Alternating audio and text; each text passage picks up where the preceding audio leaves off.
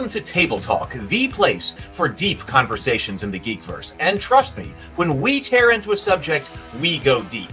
I'm Heath, and I'll be your host. Each episode, I'll be talking with one or more creators, authors, illustrators, publishers, or other movers and shakers in games, TV, books, movies, or other areas of the Geekverse. Regular guests include Douglas A. Burton, the author of Faraway Bird, a multi-award-winning historical fiction novel of the Byzantine Empress Theodora.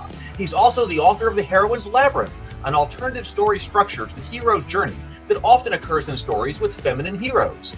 That structural framework frequently comes up in our analysis of story. Brianna da Silvea, she's the director and co-writer of The Cultists, a Lovecraftian comedy mockumentary-style web show here on YouTube, and the author of The City of Reckoning, an epic fantasy novel of political intrigue, the ethics of war, and young love. Cameron Pasha is a screenwriter, director, novelist, and was a writer and producer on the series Kings, a producer on NBC's Bionic Woman, and a co-producer and writer for Sleeper Cell. He's also written for the CW series Nikita and Roswell, New Mexico. He's been breaking news from inside Lucasfilm, Disney, and Hollywood. His analysis and commentary have become very popular on YouTube. We regularly meet to discuss and analyze stories, and when we do, we dive into graduate-level seminars on story structure and writing. Come on in and let's go deep. And when I say we're going deep, I mean you'd better bring your hard suit. Other guests have included Lou Anders, the author of the Thrones and Bones fantasy novels, Once Upon a Unicorn, the creator and publisher of the Norengard RPG, and the author of Star Wars, A Pirate's Price, the book that explains why the Millennium Falcon is on the planet Batu at Star Wars Galaxy's Edge. Mark Tassin, the creator of the World of Cultists, head of Mechanical Muse, former director of the Gen Con Writers Symposium, and the head developer of the new Cool Name RPG. Let's see, who else?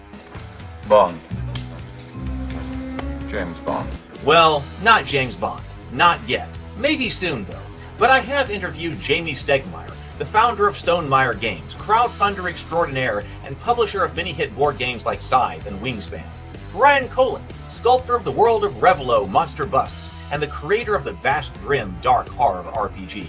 Ajit George, the Dungeons & Dragons author. We talked about game writing, education, and his contribution to Van Richter's Guide to Ravenloft, and the development of the Journeys to the Radiant Citadel.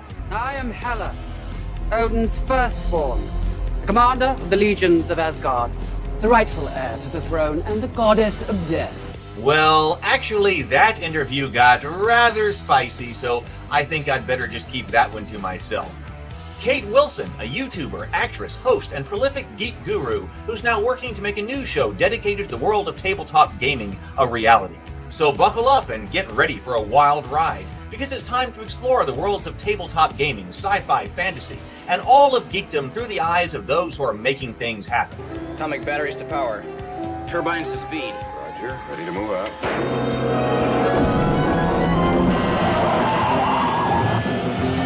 It's time for Table Talk. Hey everyone, good evening. It is so good to see you. Welcome to my home, welcome to the office, and welcome to Table Talk. I am extremely excited to have our conversation tonight because we are going to be talking about The Cultists, which is my mockumentary show about modern-day Lovecraftian cultists who just want to worship Cthulhu in a world full of people who don't understand. And with me is going to be, I think, my best friend, really, Brianna da Silvea, who is the co-writer and director of the show. So she's been with me from day one. Of course, you know her from this show as well, because she's a regular here on Table Talk. But really, we got together early on to create the show, The Cultists. And so we're relaunching it on YouTube. We'll talk about that. And so we're going to be talking about it tonight. And then also with us is Douglas A. Burton, who is going, who just watched it all the way through. Yes, the man. Yes. What's the happening, author of the Heroine's Labyrinth. And he is going to, he's going to be talking to us about it, because you just watched it for the first time, what, a couple nights ago or something like that? I mean, the whole first season? I watched the whole first season and was very pleasantly surprised by how fun and watchable the show was. You just don't know what to expect. It's an amateur thing, but man, it was fantastic, and I had a blast. And my wife was even like, "Was it any good? I was like, "Yes, it was great." Like, it's like we could even sit there and watch it, on the big screen. So it was awesome. I'm glad you enjoyed it. Excellent. Excellent. So Doug's going to be leading the conversation with us, kind of like he did with me last time, talking to us both about what it was like to create this production and so forth. I do want to note that we're dual live streaming tonight. We're live streaming on not only the Table Talk channel, but the Cultist channel as well. So let me put this up. So I don't know where people might be if you're watching live or if you're watching on replay.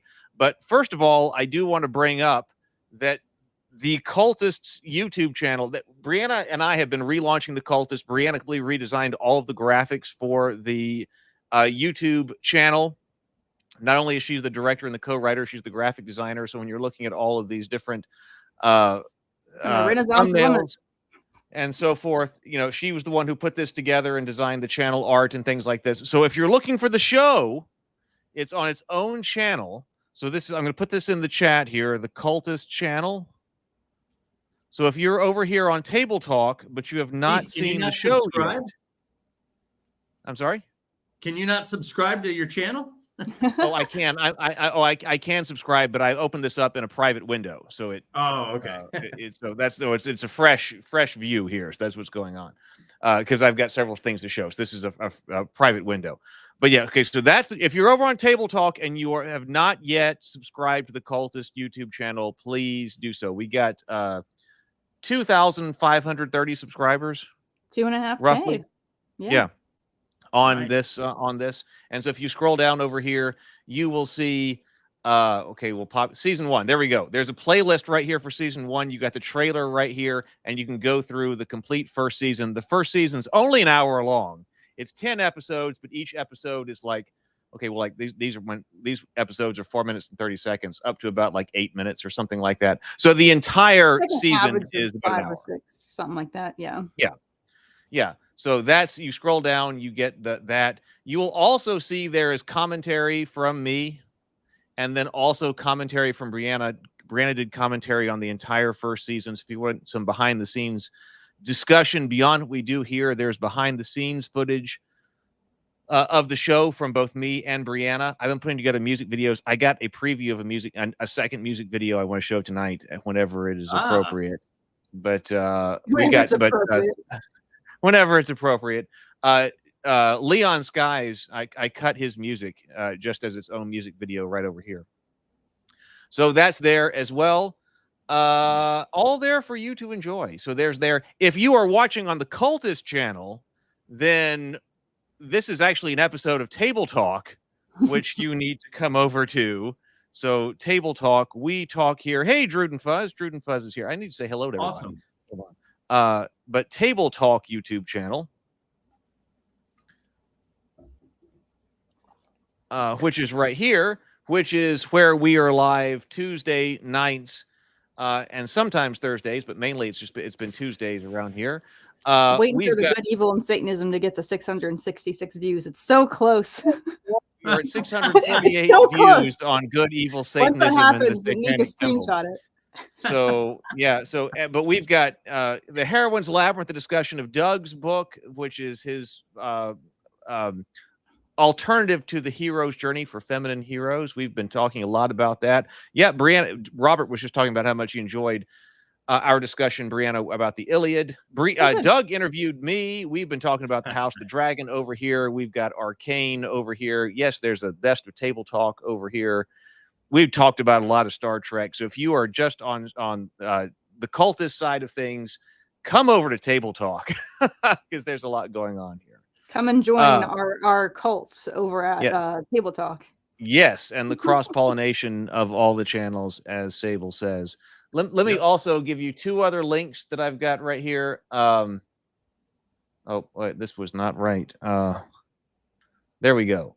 So if you would like, we're doing a $500 dice giveaway to celebrate the return of the Cultist, the relaunch of the Cultist on its new channel, and also the role-playing game that I've been working on the Heath's Geekverse channel right here. And so if you would like to sign up to win these $500 worth of Elder Dice, we've got, here are the prizes right here.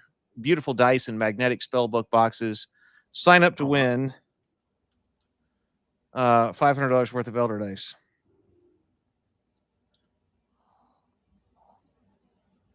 Yep. That Doom edition looks cool. The Doom edition is cool, and yet when you can't buy anywhere else now. That was a Kickstarter exclusive, but I happen to have some extras, and so I have them here at my house. And so that's the Doom edition is you can't buy it anywhere. You can't buy it retail. So I'm going to be giving it away as part of the grand prize. And so if you would like that, sign up right there. And then you will not only be entered to win the $500 Cthulhu dice giveaway, it'll also give you the links to subscribe to all the channels if you go right there. And then we'll also know when the Cultists comedy RPG goes live on Kickstarter and support the show. So that's what's going on there. And then finally, I will go ahead and say that here I do have a dedicated page for the RPG on Kickstarter right now, which also has a link to the $500 giveaway. If you want to see what's coming with the Kickstarter. And look at those beautiful graphics. Once again, who did those graphics? These are Brianna's graphics. I was actually told the other day, I sent this to somebody and says, wow, this looks very professional. And that's because Brianna did all of these graphics. And all these shirts too. Compliment. So yes, very professional. We got shirts. If you want, we'll talk about the different shirts. We've got Cultist coffee shirts right here. We've got the Witch's Brew shirts. Both of these are takeoffs of the Starbucks logo. And then Brianna made Hail the Black Goat to the Woods with 1,000 Young. So we've got that shirt. That'll be on the Kickstarter. Thank You, Mama Shub. That's going to be on the Kickstarter as well. I was wearing the Thank You, Mama Shub shirt earlier this week. And then You Can't Summon Cthulhu with Sour Cream and Onion, which is an absolute classic. So even if you're not into RPGs, we're going to have the shirts. We're going to have different things like that here on the Kickstarter. So if you want that, let me put that right here. Kickstarter link. If you are here and you hit the Kickstarter link and hit the notify me on launch, that would be huge. But you can get to it all if you do click that first link for the $500 Elder Dice giveaway, $500 Elder Dice giveaway. So that's what's going on. And I'm trying to get better about email lists and newsletters and things like that. I started sending that stuff out again today. So we will see, so we can also work on that one. Yeah, I know Sable likes that one. That's the best one. You Can't Summon Cthulhu with Sour Cream and Onion. And that's the music video I've been working on. I'm working on a dedicated music video for You Can't Summon Cthulhu with Sour Cream and Onion. I'll preview it later tonight. Okay, so final thing, I guess. So who all is here? I've seen PH is here. Hey, it is so good to see you. We've got Sable Phoenix, like we just said. Sherry Lee is here. Greetings. We got Bacon Robert Gaming here and James Bacon. It is great to see everybody. We have a great crew here tonight. So, all right. Doug, you want to take it away? I'm going to let you start leading this conversation. Tonight we're going to be doing an interview, obviously, with Heath and Brianna. We're going to go through their experience filming the Cultists, and then also what this has branched off into and what it is currently and what the future plans are. So grab your ceremonial robes and your offerings to Cthulhu. Grab your Cultist coffee. And here we go. Oh, you even got the Cultist. Look, I got Cultist coffee right here. Hang on. Check this out, too. Hey, cheers. Cheers. So the Cultist was filmed in 2020. Is that correct? Yeah, a while ago now. Pandemic started. This is season 1. Yeah, before the pandemic. Right. Well, sometimes the work goes in, let's say, the year before, and then the filming, to some extent. So this was all done and filmed in the same time. Now, well, I think actually we were trying to get together in 2019. Well, that's true. Pre-production was in late 2019. 2019, because we were trying to get it done before like Thanksgiving of 2019, and then it just was too big a job. It expanded. And then, like, Brianna had to leave, and was like, you went up to Colorado, right? And like, I'll come back. Moved in between. So it was a period of time where I was down there in Alabama, and we did a bunch of pre-production. We worked on your other show, and then I went back up to Virginia, and then moved across the country. So it was like driving from Virginia down to Alabama, and then I drove back up to Virginia, and then I drove all the way to Colorado, got settled there, and then flew back. I was like, all right, I'm back. I'll move. And that is a typical course of action for directors of. Yeah, no, that's so. Exactly typical. who came up with the premise of a cultist comedy? I did. I came up with the idea when I was working with David at Infinite Black, because we were working on this world, which is a serious Lovecraftian world, which is Journey to the Tree of Sorrows.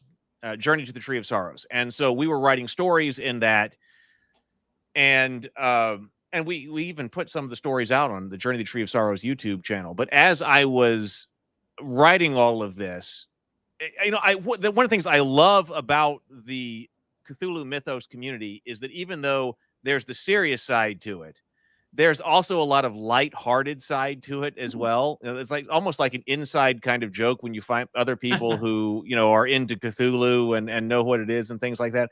And so there's also a lighthearted element to this. You got to have the serious side. But there's the lighthearted element. And so as I was reading all the stories and then was talking to David and writing stories, I just kept a notebook full of jokes. Like we start telling jokes like everybody does. You start telling jokes.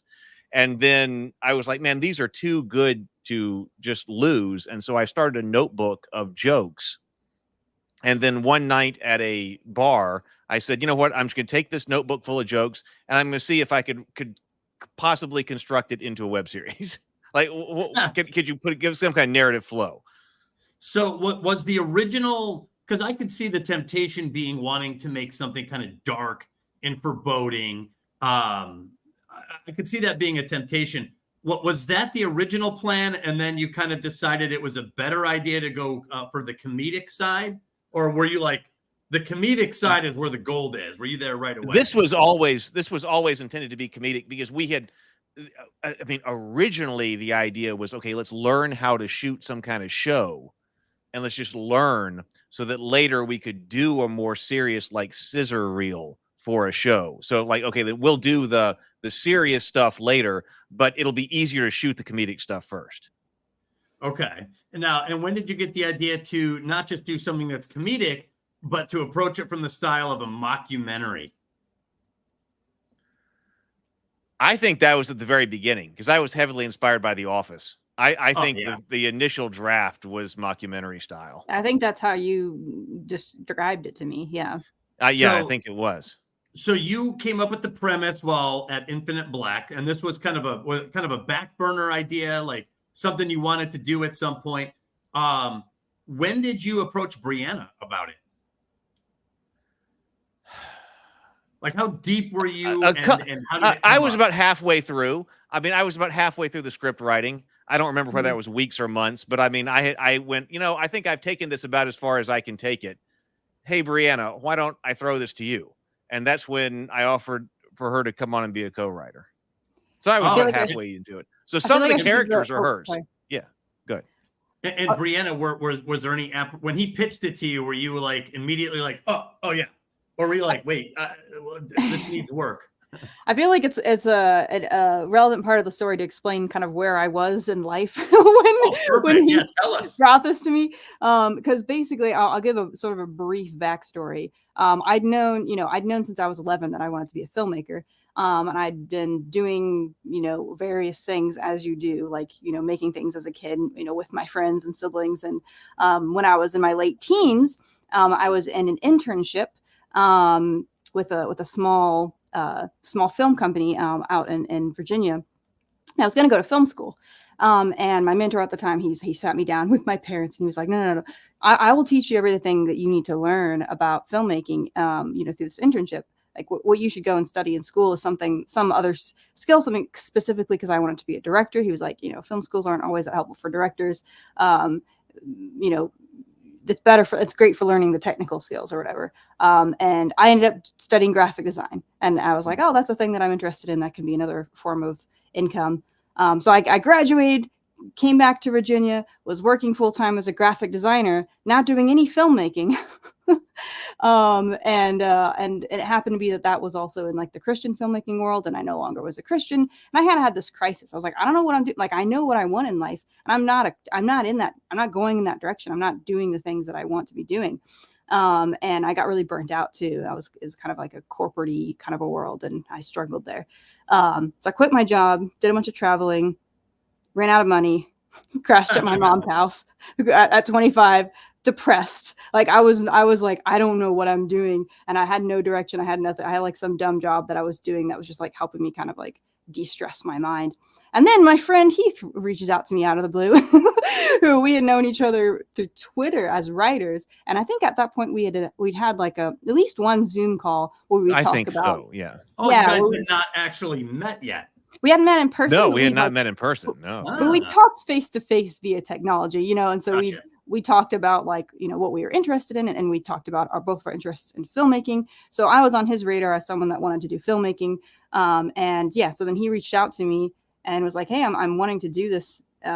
I remember you asked like what kind of role I'd be interested in. And I didn't say director at first because I was like being self-conscious. Like, oh, I'm sure he has someone else that in mind to direct.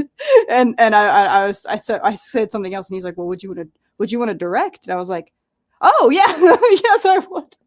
And so I had nothing tying me down. I had no, you know, no relationship, no pets, no like, you know, rent to pay. So I was able to just hop in my car and literally drive all the way down to Alabama from Virginia. And I was like, sure, let's go. Let's do this new thing. And it ended up being, yeah, one of the best decisions I ever made. So Wow.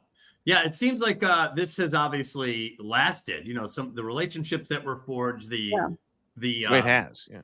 And also the thrill of having accomplished something together. There is a bonding process that occurs, and that seems to have occurred very clearly here.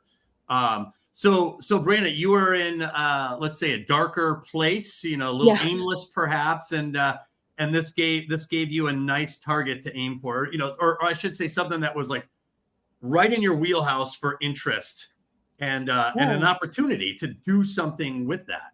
It was an opportunity to step in the direction I wanted to go, and previously I didn't know how. So, and was this your first time trying to direct a film? Well, not anywhere near my first time directing something, but my first time getting paid to. It was my first time like, oh, I'm doing this professionally, and that was a big step for me mentally. And also the fact that, you know, I was helping as a co-writer too, so like that was all very exciting. It just felt like being validated, you know, in those skills and in those interests. It was a great opportunity for practice too, on like a bigger level than I had before. How would you summarize your experience until then? Was it like school related projects? Like, how would you describe your experience up until the Cultists? Comedy YouTube skits, lots of them with friends and family, which are all now, I've made them unlisted because I don't want anyone to see them except for my friends and family. I've removed them. They used to be on my YouTube channel. You'll never find them now. But it was like, that was something that a lot of us did. That was like a big part of like my teen years and early 20s. And we were getting a little bit more serious towards the end. Like I had a couple of my brothers and I like started a company. We were starting a production company. Like we had a, you know, LLC and everything. We had 2 clients, a grand total of 2 projects. And we just ended up splitting. We ended up having different goals. That was part of like that crisis. I was like, oh, what am I doing now? Our company's gone. But yeah, so it was like I'd done a bunch of basically like short skits that were all comedic in nature. And it was kind of a playoff. Sometimes I directed, sometimes one of my brothers would direct. We worked really well together. Obviously these episodes are roughly 6 to 7 minutes long. So these are, how long would you say your skits were that you were working on? Anywhere from a minute or 2 to like 15 minutes or things like that. I guess some of them were like, maybe some of them were skits. Some of them you might just call like just a goofy comedy. Yeah, just like, it's YouTube, you know, like YouTube humor. It's just very just like nonsensical stuff. Like, but one of the best parts about that was that there was a competition between my family and another family that we were friends with. We called it the Great Ham Wars. It's a long story, but basically we were having competitions to see who could make the funnier video, and my family won, and we still like to rub this in their face. The Great Ham Wars of 2018. Yes, the Great Ham Wars, because each of the videos had to do with Black Forest ham, so we had to make something about that prompt. It was really stupid. But now I have to ask, because and this is for both of you, because and Heath, will go to you. Is it difficult writing comedy, because you know so much of comedy is spontaneous and situational with special context? Is it hard to write down the jokes and be like, is this gonna land? Like, how much self-awareness is there in that process? Or you just run with it, or did that journal play the role of spontaneity? Well, that journal helped because I don't know that I write a lot of comedy in general other than that. I've had some other general comedy ideas, but they haven't come to fruition. So having that journal to kind of draw upon, it's like, I don't know. It seems like if you say, Heath, write a joke, I might not be terribly good at that. But because so much of what is part of the Cultists had developed organically from the discussions, from organic discussions, that helped. I mean, I don't know. I don't know what other kind of so it had its own kind of organic driving force because of that. Okay. What now? So I have to ask: was the sour cream and onion joke one that came from the journal, or was that something that came up elsewhere? Okay. Well, it was in the journal. It was in the journal because wait. Let me find his. I mean, what is his name? that comes. No, I mean, I wish I could find that because I need to email him this. He's with Adventure a Week Gaming. And I just know him through tabletop RPGs online, and he is the guy. You're trying to remember this person's name? I'm trying to remember this person's name. I'll look for it in a moment. I'm sorry. I will look for it. I will look for it in a moment. But he works for Adventure a Week Gaming, and we were just connected on Facebook, and he posted a Facebook post that was the ingredients of his teriyaki chips. And his Facebook post was sea lettuce algae, sea salt, octopus powder. I think my teriyaki chips are the material components for summoning Cthulhu. So that was a Facebook post that came from him. And I wrote that down and I put it in the notebook. That is great. That is great. Now, Heath, how do you want me to handle super chats? Do you want to save them? Or do you want me to try to find the right I saw one. Can I make a comment about writing jokes, though? Or should we wait? Go ahead. Yeah, No, do that. Then we'll go to Robert's super chat. Yeah, I have some questions that are related to what Robert is sending in, so I didn't know if I should kind of hold that and introduce. Let Brianna talk about comedy, then we'll go to Robert's super chat. Okay, go. That's how I'd like to do it anyway. Yeah, I just wanted to say on that, there was actually, I would say, a creative challenge in that for me, because the style of humor of the Cultists was not my normal style of humor. And so that was a shift for me, where it was like, I mean, partially it's because my style of humor is definitely dark and absurd. Most of the time it's like that was absurd was certainly the kind of stuff that I'd done before with friends and family in our skits. And so leaning into the dark humor is helpful, but the style of humor, taking from The Office, or I think I was drawing from What We Do in the Shadows. And it's also kind of an awkward humor. Like it's very much like, it makes you uncomfortable, and like the timing is really just like off, and like that kind of awkwardness and and like weirdness of that, like that was not like my normal style humor. So I had to sort of spend some time watching that, things with that kind of humor and try to internalize it before I got more comfortable writing in that style. But I do remember that. I do remember there was like a shift where I was like, oh, it was a really good exercise for me as a writer to be like, this is not something I normally write. And so I had to adapt and learn how to write this way. What had the greater learning curve? Because obviously you probably watched some episodes of The Office, or let's say Parks and Rec, maybe. What was the bigger learning curve? The directorial style of a mockumentary, or the humor? Writing the humor. The humor, I would say, yeah. Because the directorial part was simple for me, because when it comes to like the style of how it's shot, that was Brennan. Like that was Brennan's brilliance. He came in, he was like, I think we should do it like this. What do you think? And I was like, yeah. so a lot of props go to the DP for getting the style of it down, like from like what kind of shots were used and like the usage of zooms, when to zoom, when not to zoom, things like that. So that was a lot of his brilliance.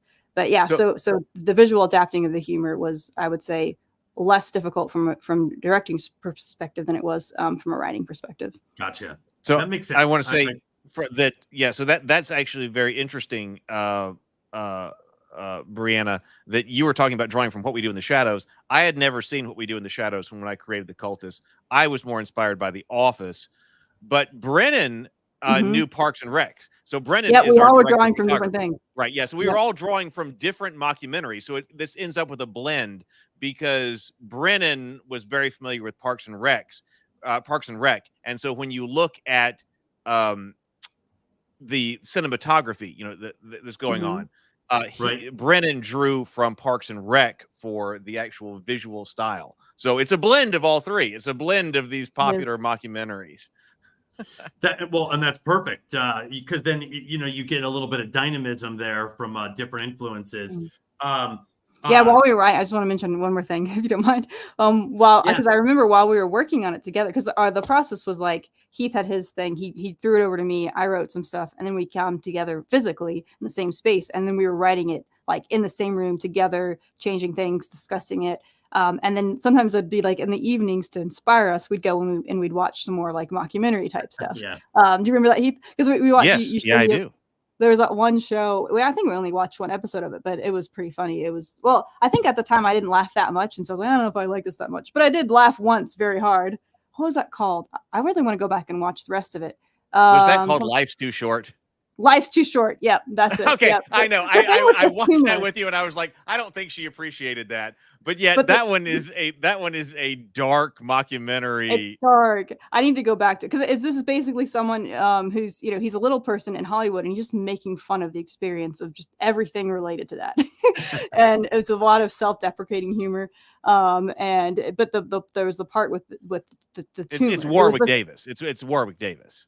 Warwick Davis. Who played Wicket in? Have you seen that, Doug? No, I have not.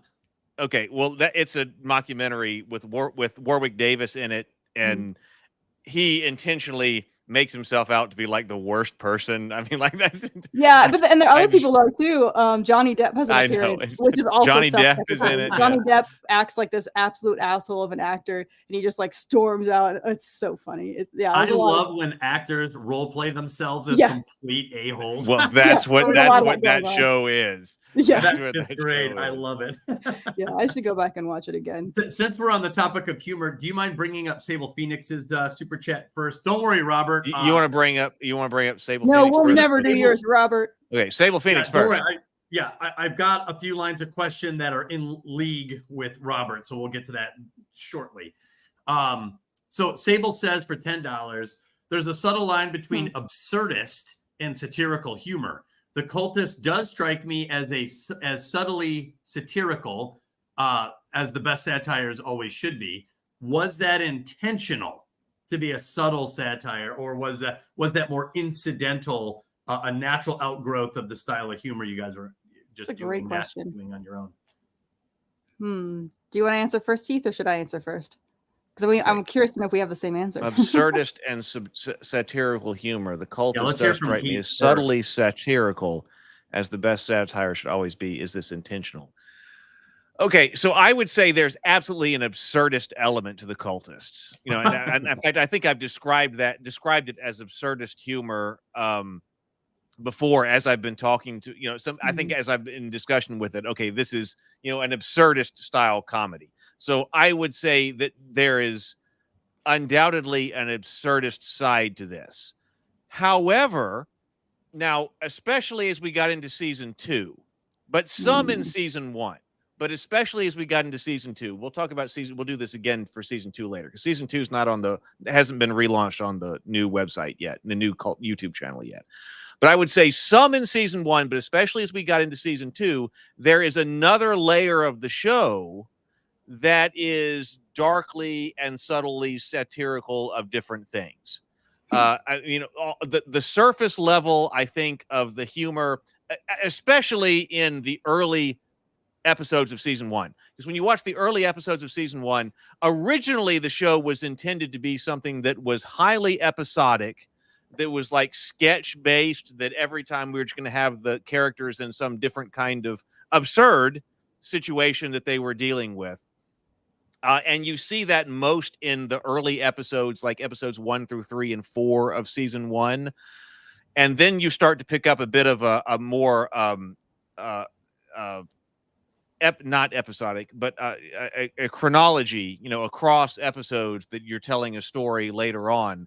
And so I would say that there is absolutely an absurdist aspect, but that when we're at our best, especially later on in season 2, we are subtly satirical of geek culture. Of geek culture? Oh, geek culture. Okay. Yeah. That's interesting. Because that is interesting, because I like that answer, but I would have answered slightly different. Okay, tell me. I want to know. Because I feel like I mean, that's true too, but I feel like there's, especially more into season 2, there's a little bit of some satire of religion too.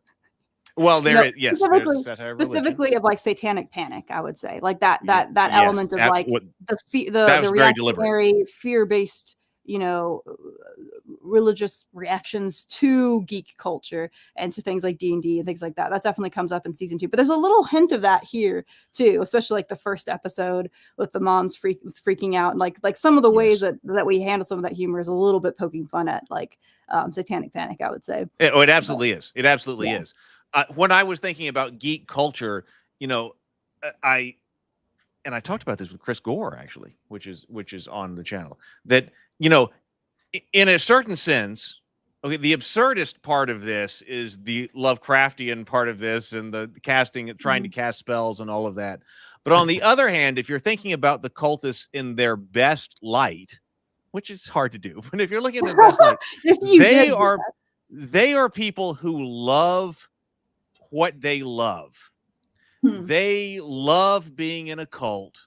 They love being part of, the Lovecraftian cults. They love everything to do with that, and they're unapologetic about it.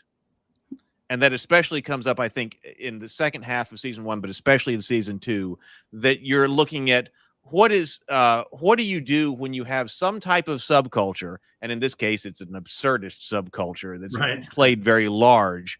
But like this is what I like. This is what I do, and screw the rest of society. I mean, whatever. I mean, this is what we like. This is what we're doing. And I think, I thought of that as part of it when it was being written. I like that. I don't think I was thinking about that, but I love that. I love that very much. And that is part of geek culture, by the way. There is a certain you have to embrace. You love it, you love it. You might as well embrace it, kind of attitude, and enjoy yourself with like-minded people. So that is. Was that a good answer, Sable? I hope it was for $10. That was a $10 super chat. Thank you, Sable. I thought it was a great answer. I think that addressed it exactly. Between both of you, you discussed both elements of it, and it sounds like that satire grows into season 2, which I haven't seen yet, but it sounds like there's a little bit more satire in season 2. We will cover season 2 later when it's re-released, but I think season 2 the writing is more sophisticated in that direction, and the sound is better, and and all of that, and everything's much. So we got Alex Gomez here. Alex Gomez says, "I am loving the premise of this series." Thank you so much. Thank you, Alex. We got Brent right here. Let's see. Oh, BGD is here. Welcome. BGD, welcome. Good evening. Let's go up here. Let's grab the other super chat. Is a good time for the other super chat? So that was my next line of questioning. I wanted to get into Lovecraft and Cthulhu lore. So let's lead off with Robert's couple of questions here. What are your favorite Lovecraft stories? Brianna, we'll start with you. What are your favorite Lovecraft stories? How do they factor into the show? Also, how does Lovecraft's serious tone juxtapose with the show's humor? So let's go with the first question with Brianna. What are your favorite Lovecraft stories? I want to say it's probably the first one I ever read, which when I got involved with this, I had only read one. I think I actually listened to it in an audiobook form. And that was The Shadow over Innsmouth. And I remember it surprised me, like that the twist of that story took me off guard, and I was like, oh, like I had a nice, kind of chilling effect. And I loved it.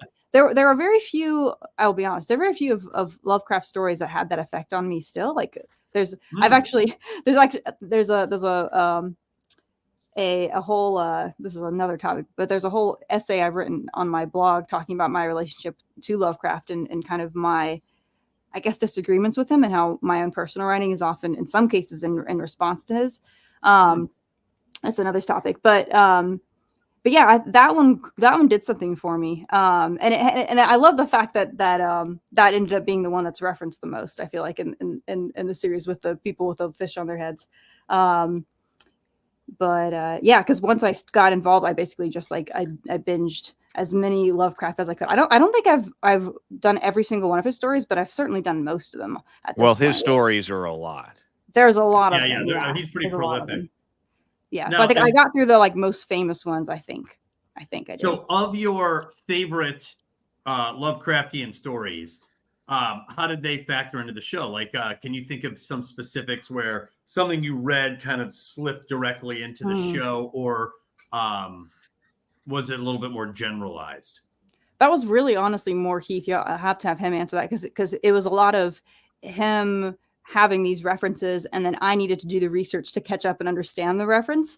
Because I think when I was in contributing as a writer was very little in terms of the Lovecraft references. Okay, so that's good to know. Yeah, I was more focused on character and things like that, and just story in general, I would say. Okay, so would you say, in a general sense, not like in every 100% to 0%, that Heath was kind of the Lovecraftian expert behind the show, and then you may have brought some more technical aspects to it? Yeah, because this was Heath's first time filming anything, which is hilarious. He's like, all right, I'm gonna learn by doing it. So there was definitely that. Like, I was bringing more of that end, and then yeah, I was just trying to catch up on the Lovecraft side of stuff. So he was the resident Lovecraft expert. We were always, if anyone was unsure, like, is this the right way to pronounce something? We'd be like, all right, Heath, what's the right way to do this or say this, or what does this mean? Yeah, one thing that was very evident was that everyone used the language of Cthulhu very proficiently. It just rolled off the tongue. So that was nice, because you got the impression that although it's absurdist, although it's comedic, and although it's fun, that the characters believed in what they were doing and had some proficiency with the subject matter. Yeah, and I should give props to the actors too, just real quick, because they all did their research. Anyone that was involved, like, the Witches of Azathoth, those actors, they went and read up on what Azathoth was and what that cult was, and everybody did that. They came with an understanding of what their characters would understand. Well, but it came across, it really came across. So, that was a job well done. And you're right, the actors do deserve plenty of credit, because they're not necessarily instinctive words to the English language. You would have to know them a little bit. So Heath, let me shift it over to you then. So you brought a lot of the Lovecraft lore and knowledge into the show. What are your favorite Lovecraft stories? I did. So I guess I brought that into the show, but I was only introduced to it because of Journey to the Tree of Sorrows. When I had met David LaRocca, he was a cosmic horror artist. He was already known in the fantasy geek art community. He attended all of the conventions with a booth and things like that, and he would draw works from or inspired by Lovecraft. And so that's why when he said, I want to do a world and we were going to get together, he was like, let's do Journey to the Tree of Sorrows and be this world of Cthulhu. I didn't know anything about it. And so I took a deep dive into all of Lovecraft's stories. And in fact, I don't even know how I missed that. It's one of those things like, there's so much like when you read, like, how in the world have I missed that? I mean, the Iliad was that way when Brianna and I talked about that on this, and we're going to do the Odyssey too. But but I was like, okay, no, I loved Edgar Allan Poe. Because I talked to Brianna about this later. I was saying, and we've talked about this on this channel, when I was like, well, I never really thought of myself as a horror fan, because I had this association of horror with slashers, which I don't really. So many people have that association. Yeah. But then when you say, but don't you like Edgar Allan Poe? I'm like, oh man, I love Edgar Allan Poe. Okay, well that's horror. Okay, well then what kind of, you're talking about American horror writers, well, you go from Edgar Allan Poe and you're going to end up at Lovecraft. and yet that was something that I had missed. And so David was like, no, you gotta dive into this if we're going to do this together. And so I was like, all right. So, I dove into Lovecraft stories very deep in order to develop this world of Journey to the Tree of Sorrows with him, because the intention was that we were not, a lot of people have added on to Lovecraft's lore since what he wrote. But what we deliberately said was that we were not going to take anything that was added, that our stuff was going to be a branch for the serious side, was going to be a branch directly off of Lovecraft. And so I went back and I was just looking at this book. This is my tome of Lovecraft here that I have all kinds of highlights and notes and things like that in. The very first story that I read was the Dunwich Horror. And so I guess maybe your first story is the one that sticks out to you, because that's the one with Yogg-Sothoth in it. And as soon as I was listening to it, as I was working on something else, because David said you got to, and I just absolutely fell in love with it. I was like, oh my God, this is amazing. So the Dunwich Horror is there. Its influence with the cult of Yogg-Sothoth is definitely in this story. I mean, I'm looking at different ones right here. Dagon, the Statement of Randolph Carter, Nyarlathotep, that comes up in season 2, so we'll hold that. Herbert West, the Reanimator is definitely there. Rats in the Walls, that has to do with Azathoth. The Call of Cthulhu, obviously. I mean that's a classic. Yeah. I mean, you've got the Hickman's model, the Silver Key, stuff like that. Oh, sorry. Yeah. Oh, the Case of Charles Dexter Ward is extremely influential. Yeah. in this series, because Mike is our stand-in for Charles Dexter Ward. I mean, he is playing Charles Dexter Ward. Okay. In our comic. So that's very direct, because in the statement of the Case of Charles Dexter Ward, he is a necromancer who's trying to raise his grandfather and all that. I mean, that's what Mike is doing. And he talks about how he's not going to go to college. He's got to go do his researches. His studies. Like that's a reference to that novel. Yeah, the early part of season 1 focused a little bit more on the conflict at home, and then I think it moves into the conflicts of fitting into society out at the park. It moves back home at the very end. So that's interesting. So that's obviously one way that a direct reading of that story factored into the show. Were there any other major stories that you leaned on heavily? The Mansions of Madness is referenced in some of the jokes with Elder Thing and Elder One and stuff like that. That comes out of the Mansions of Madness. The Shadow over Innsmouth, again, is also one of my favorites. I mean, that one might be number 2. The Haunter in the Dark. So I mean, there were a lot. In fact, what I'm really proud of, because if you only have, in my opinion, if you only have jokes, then you don't really have anything. The only reason that you can have jokes is because it's based on something serious that you like. And so one of the things that I'm proud of, because we never really got a lot of Journey to the Tree of Sorrows out, but there's the serious element of all of Lovecraft's work. There's serious horror that's been built on his mythos. Okay, we were building, and there is some material on the Journey to the Tree of Sorrows YouTube channel that I wrote, that is serious material that is out there. Okay, so once you have the serious material, then you can take a break and you can tell a joke. If you only tell jokes, then you don't have anything substantial. Right. So what I'm really proud of is that the jokes that we tell in the Cultists are highly informed by the serious side of the Cthulhu mythos. We are not making fun of the mythos. Actually, during this like this, we're not doing that. That wasn't the purpose. I mean, we are making fun of people who believe that all of this is real, walking around in the middle of modern day world. But what we wrote is really informed by the mythos, and there are jokes that we tell that maybe you won't even get, especially in season 1, if you don't know something about what had been told seriously. And so this is a good opportunity. Like, okay, if you're a serious fan, if you are a serious fan of the Cthulhu mythos or the Lovecraft mythos, you are not going to feel, I don't believe, made fun of because of the Cultists. we are poking fun of things that are in there and drawing upon the serious side of the mythos in order to make jokes. That's the way that I feel it is. And I think that's a really important side of this. You're rewarded for knowing parts of the mythos because that's part of the joke. That that obviously. Yeah, I do agree that this can be viewed on two levels. One, the basic level of watching cultists with perhaps some odd behaviors and unfamiliar rituals that seem to be archaic in the modern world. But then if you know all the lore, it's all in there for you. So that you're right, that it works on two levels there. So obviously Mike was designed after Charles Dexter Ward. Help me with the character, with the fish on the side of the head. Rob. Rob. So I would argue that Rob's character is the most iconic image. Like when I think of the cultist, I think of Rob with the fish on the side of his head. Where did that come from?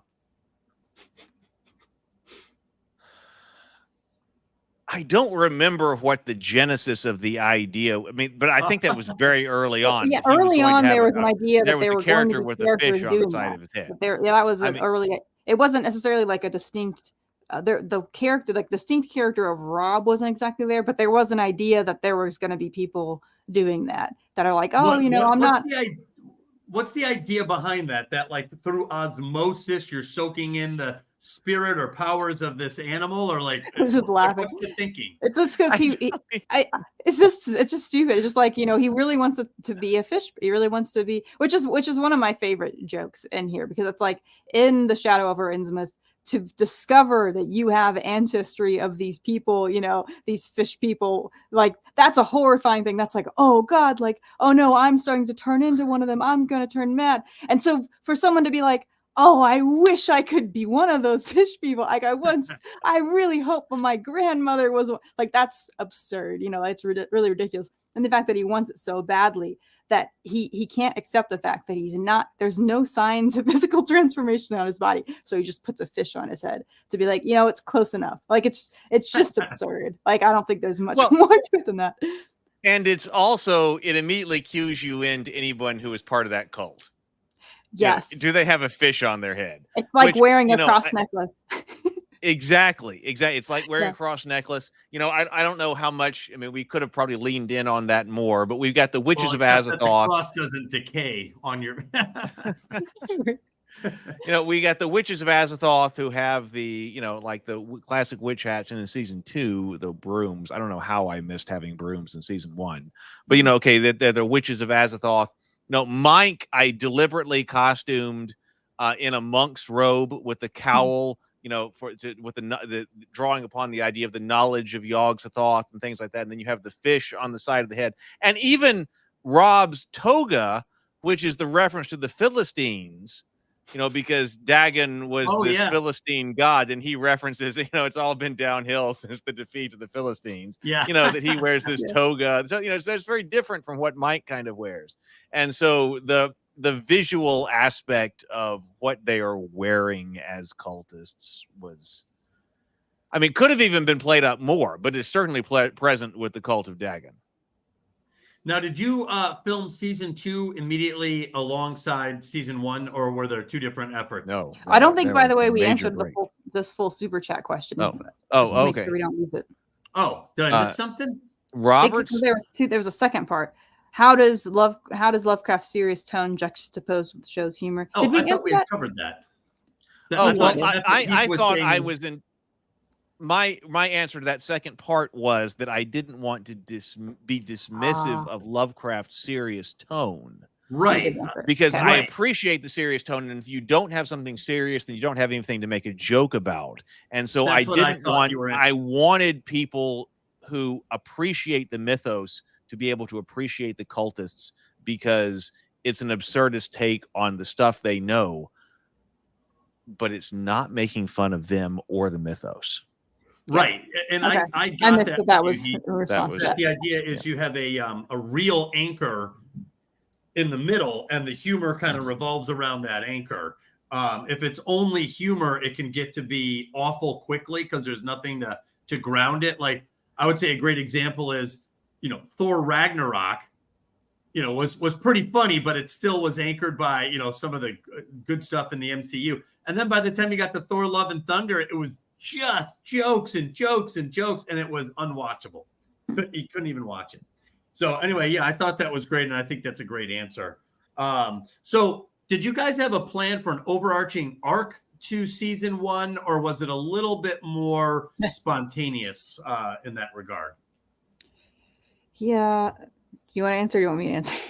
Go ahead and go with it, Brianna. I'll follow. Yeah, that was one where, like what Heath was saying earlier, the initial inception was that it was going to be more episodic, that there wasn't a narrative arc. But then around like episode 6, we kind of just started creating a narrative arc. Like from there, like if you happen to watch that far, then you'll get to like these more cliffhanger-y type endings. And that was something that we regretted. We were like, we should have just had a narrative arc from the beginning to catch people's attention better. That was something that we learned. We're like, that would have been more effective from a storytelling perspective. But that was kind of just how it happened. But that's also part of the learning curve that Heath was talking about. By jumping into the deep end, you start to figure out what you could have done better. And then, obviously it sounds like you were able to apply a lot of that in season 2. We did. Exactly. Yeah. Yeah. Because season 2, when we get to that, has an arc throughout all episodes. Yeah. But yeah, I would say that's exactly right. That what Brianna was just saying, that we started out with this idea that, just each episode is its own one-off thing with its own narrative, with its own kind of, whatever. And it's very episodic, and we just do some kind of absurdist situation. And that is present in episodes 1, 2, 3, 4, and then it starts to transition around episode 5. I mean, it's still present episode 5, but really it starts transition episode 6. Like once you introduce the yellow king in episode 6, you start to go down an arc that's episodes 6, 7, 8, 9, 10. So I mean, if I were to go back and rewrite episode 1, season 1, I would start like say, all right, we need a whole arc through this. But that's just how it happens. So now it's part of its charm. that's what it is. We can say, well, we'll just pretend like it was on purpose. It's like the first few episodes are like just we're establishing the world, Right. You're world building, you're establishing the character in their world. Yeah. Well, and that was part of what we're talking about with Mike, because you're talking about Rob being so iconic with the fish on his head and all of that. And yes, I would say that Rob has become the iconic part of the Cultists. It absolutely has. But it is Mike who is the Charles Dexter Ward character, but it's Mike who introduces you into the world of the Cultists. I mean, you're seeing this through his eyes, because he's kind of introducing you in those early episodes where he's trying to interface with a mundane world and his occult world, with his family and whatever. And so, I don't know. I don't know what I would do with that, if I would do it differently, but it is Mike who introduces you, because if you're just a standard viewer, Mom's world, and it's Mike who's introducing you into an occult world. I think he's a good transition, because he's a little bit more, out of all the characters, I feel like he's the one that's the easiest to relate to. Like Mike is the more normal out of all the weirdos. I think he is the most normal of all of them, right? He's the Jim Halpert. Well, but also, and that's not taking anything away from Mike. I'm just saying, no. The image of someone with a fish stuck to their head, you're not going to forget that. That's why it sticks in your head, and that's why it kind of lasts. Sticks kind of like a wet fish in your head. Well, it begs the question: what the heck is this guy doing? What is going on here? So, it definitely it initiates that sort of interest in the image itself. So the humor started from the journal you mentioned, Heath. So you started writing down some of the spontaneous, absurd jokes that you're like, dude, this is gold. Like, we gotta do something with this. And then Brianna, you brought in some of your experiences from the spontaneity of skits and doing things off the cuff and filming for like the YouTube thing. How much beyond that came from improvisations from the actors? How much changed during the filming? Not much, but there was some sprinkled in, because we had like an attitude of, basically we had, this is, I guess, the director response, but like, okay, this is the script, this is what's planned. But I always wanted there to be some room to explore and to experiment. And often that took the place of like, there would be a pause, at the end of a take. And then sometimes one of the actors would like do something else at the end spontaneously. Like, okay, we've got the take, we've got it. And then they had that freedom, that flexibility to like, and some takes will add an extra little comment. And some of those made in. But there was also sometimes where like, if something wasn't working, like the way we wrote it, once they're acting it felt kind of awkward, or maybe a different line would work better. They would give suggestions, which of course we didn't always take, but sometimes an actor would be like, hey, what if we did it like this? And if it works better, then yeah, it'd work better. So there was definitely an element of like, because people were also making jokes on set, like oh yeah, like and I you're wrote in that kind of a too. tone. Yeah, like of course. Were there any jokes that stick out in your head in particular that came from kind of an off-the-cuff, unexpected, unplanned for moment? Usually there's something you're like, oh man, we didn't even script that. This ended up in there and it's hysterical. Well, this is the first thing that comes to mind isn't necessarily off the cuff, but there was in episode 2 when they're hallucinating, when Robin and Mike are hallucinating. Because I think I had written that part of that scene and I didn't like what I wrote. Like I was describing what they hallucinated, and I was like, because they asked me about it and they're like, what does this mean? I was like, I don't know, I don't like it. If you want to do something different, you can do something different. So they literally came up with that's right. Cartland thing. They came up with the English teacher and stuff like that. So that was like we had something worse there. That was improv. That was improv. Oh wow, okay. Kind of improv, but I mean they kind of figured it out together, and then they turned that into the new thing. And it was created on set. It was created on set, right, by the actors, right? Yes. Yeah. Okay, yeah. Well, that's what I was getting at. I was wondering what came out of it that was unexpected. We did have, and it exists as some of the after credit scenes, because we did try to have some of the actors improv with each other when we had time. We did have that, and so some of the after credit scenes are improv scenes. Okay, perfect. That's a perfect literally we set them up together, we start the camera and we say action go, and then action go and have them discuss, right? So those are improv scenes. They didn't make it into the main narrative of the show, so that told us something that we didn't incorporate into the main narrative. But there were some things that we were like, okay, we'll put this as an after credits kind of scene. So if you're watching the episodes, make sure you watch through the credits, because there are some improv. There's a end teaser to each episode. Now, when did you guys land on 10 episodes? Because it could be anything. It could be 5 episodes. That was, I don't know. That was early on that we're going to do 10 episodes, and I don't know why that was. Yeah, I don't remember. Because that's also it's also an absurd number of things to do as far as actually an independent production. I mean, an hour worth of material, but for some reason that was me. We're going to do 10 episodes. All right, so that's what we did. Well, I remember the first time I met you, Heath, and we were talking about story structure. You're like, there's 7 basic stories. And I was like, where do you get that from? And you're like, I don't even know where I got that from. I'm just saying it. And I was like, oh, okay.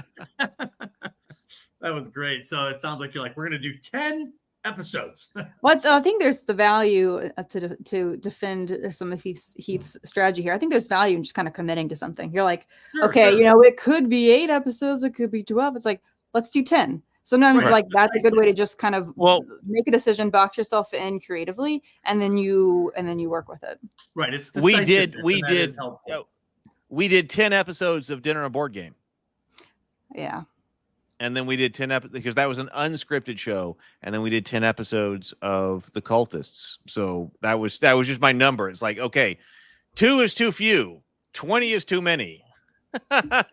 Like if we're doing it, 20 divided by 2. Right? Yeah. So then, all right, then we do that. Okay, so I have to say, while watching, now that I know both of you very well, it was delightful to see a cameo. By we both have a cameo. Robinson and a cameo by Brianna da Silva. Both appeared to were bystanders in the park that were put on the spot to answer for something. Brianna, do you want to talk about that? Yeah, so I don't remember why we ended up. I think we just found that it was going to be easier to have because we need a couple extra, characters that were just going to be there for a second. It's like, I don't want to cast someone. So like, how would we just bring the people that are like working behind the scenes?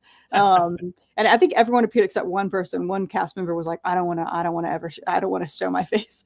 But for me as a director, I have this thing that I've always wanted to do, which I still will intend to do, which is that if I ever appear in anything that I direct, it's going to be as a tortured extra. So like one of my big goals is to like die horribly in some battle off in the background in some movie that just like, you see that person right there getting cleaved in two, that's me, something like that. So it's like, okay, if I'm going to be in here, it's going to be me getting chased off by Rob and then being all disturbed, and just because I think it's funny.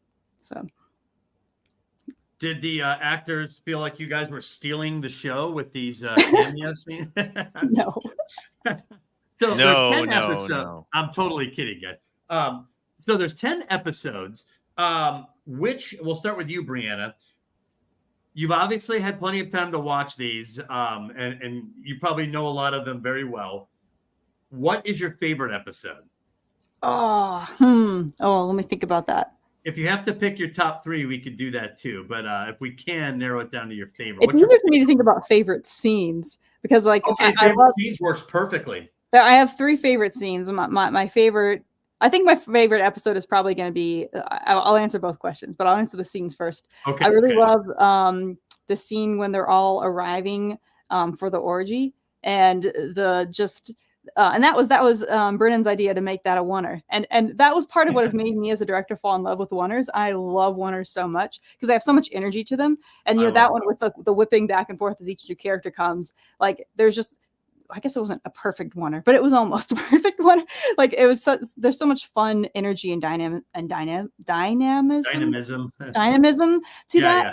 The other 2 scenes I love were of a similar nature. It was the 2 in the living room, which we filmed those on the same day naturally because it's like the same location and all the same actors. But when they're first deciding, the first time they're trying to figure out how to get Cthulhu's attention in a big way, and then when they decide to do the branding, and both of those, I just love those scenes because the way all those characters are playing off of each other. There's something about having that many characters in a room with all of their different personalities just interacting and like being annoyed and just the levels of humor are being upped because there's just so much of the characters playing off each other, in other words. And yeah, I just love the energy of those scenes.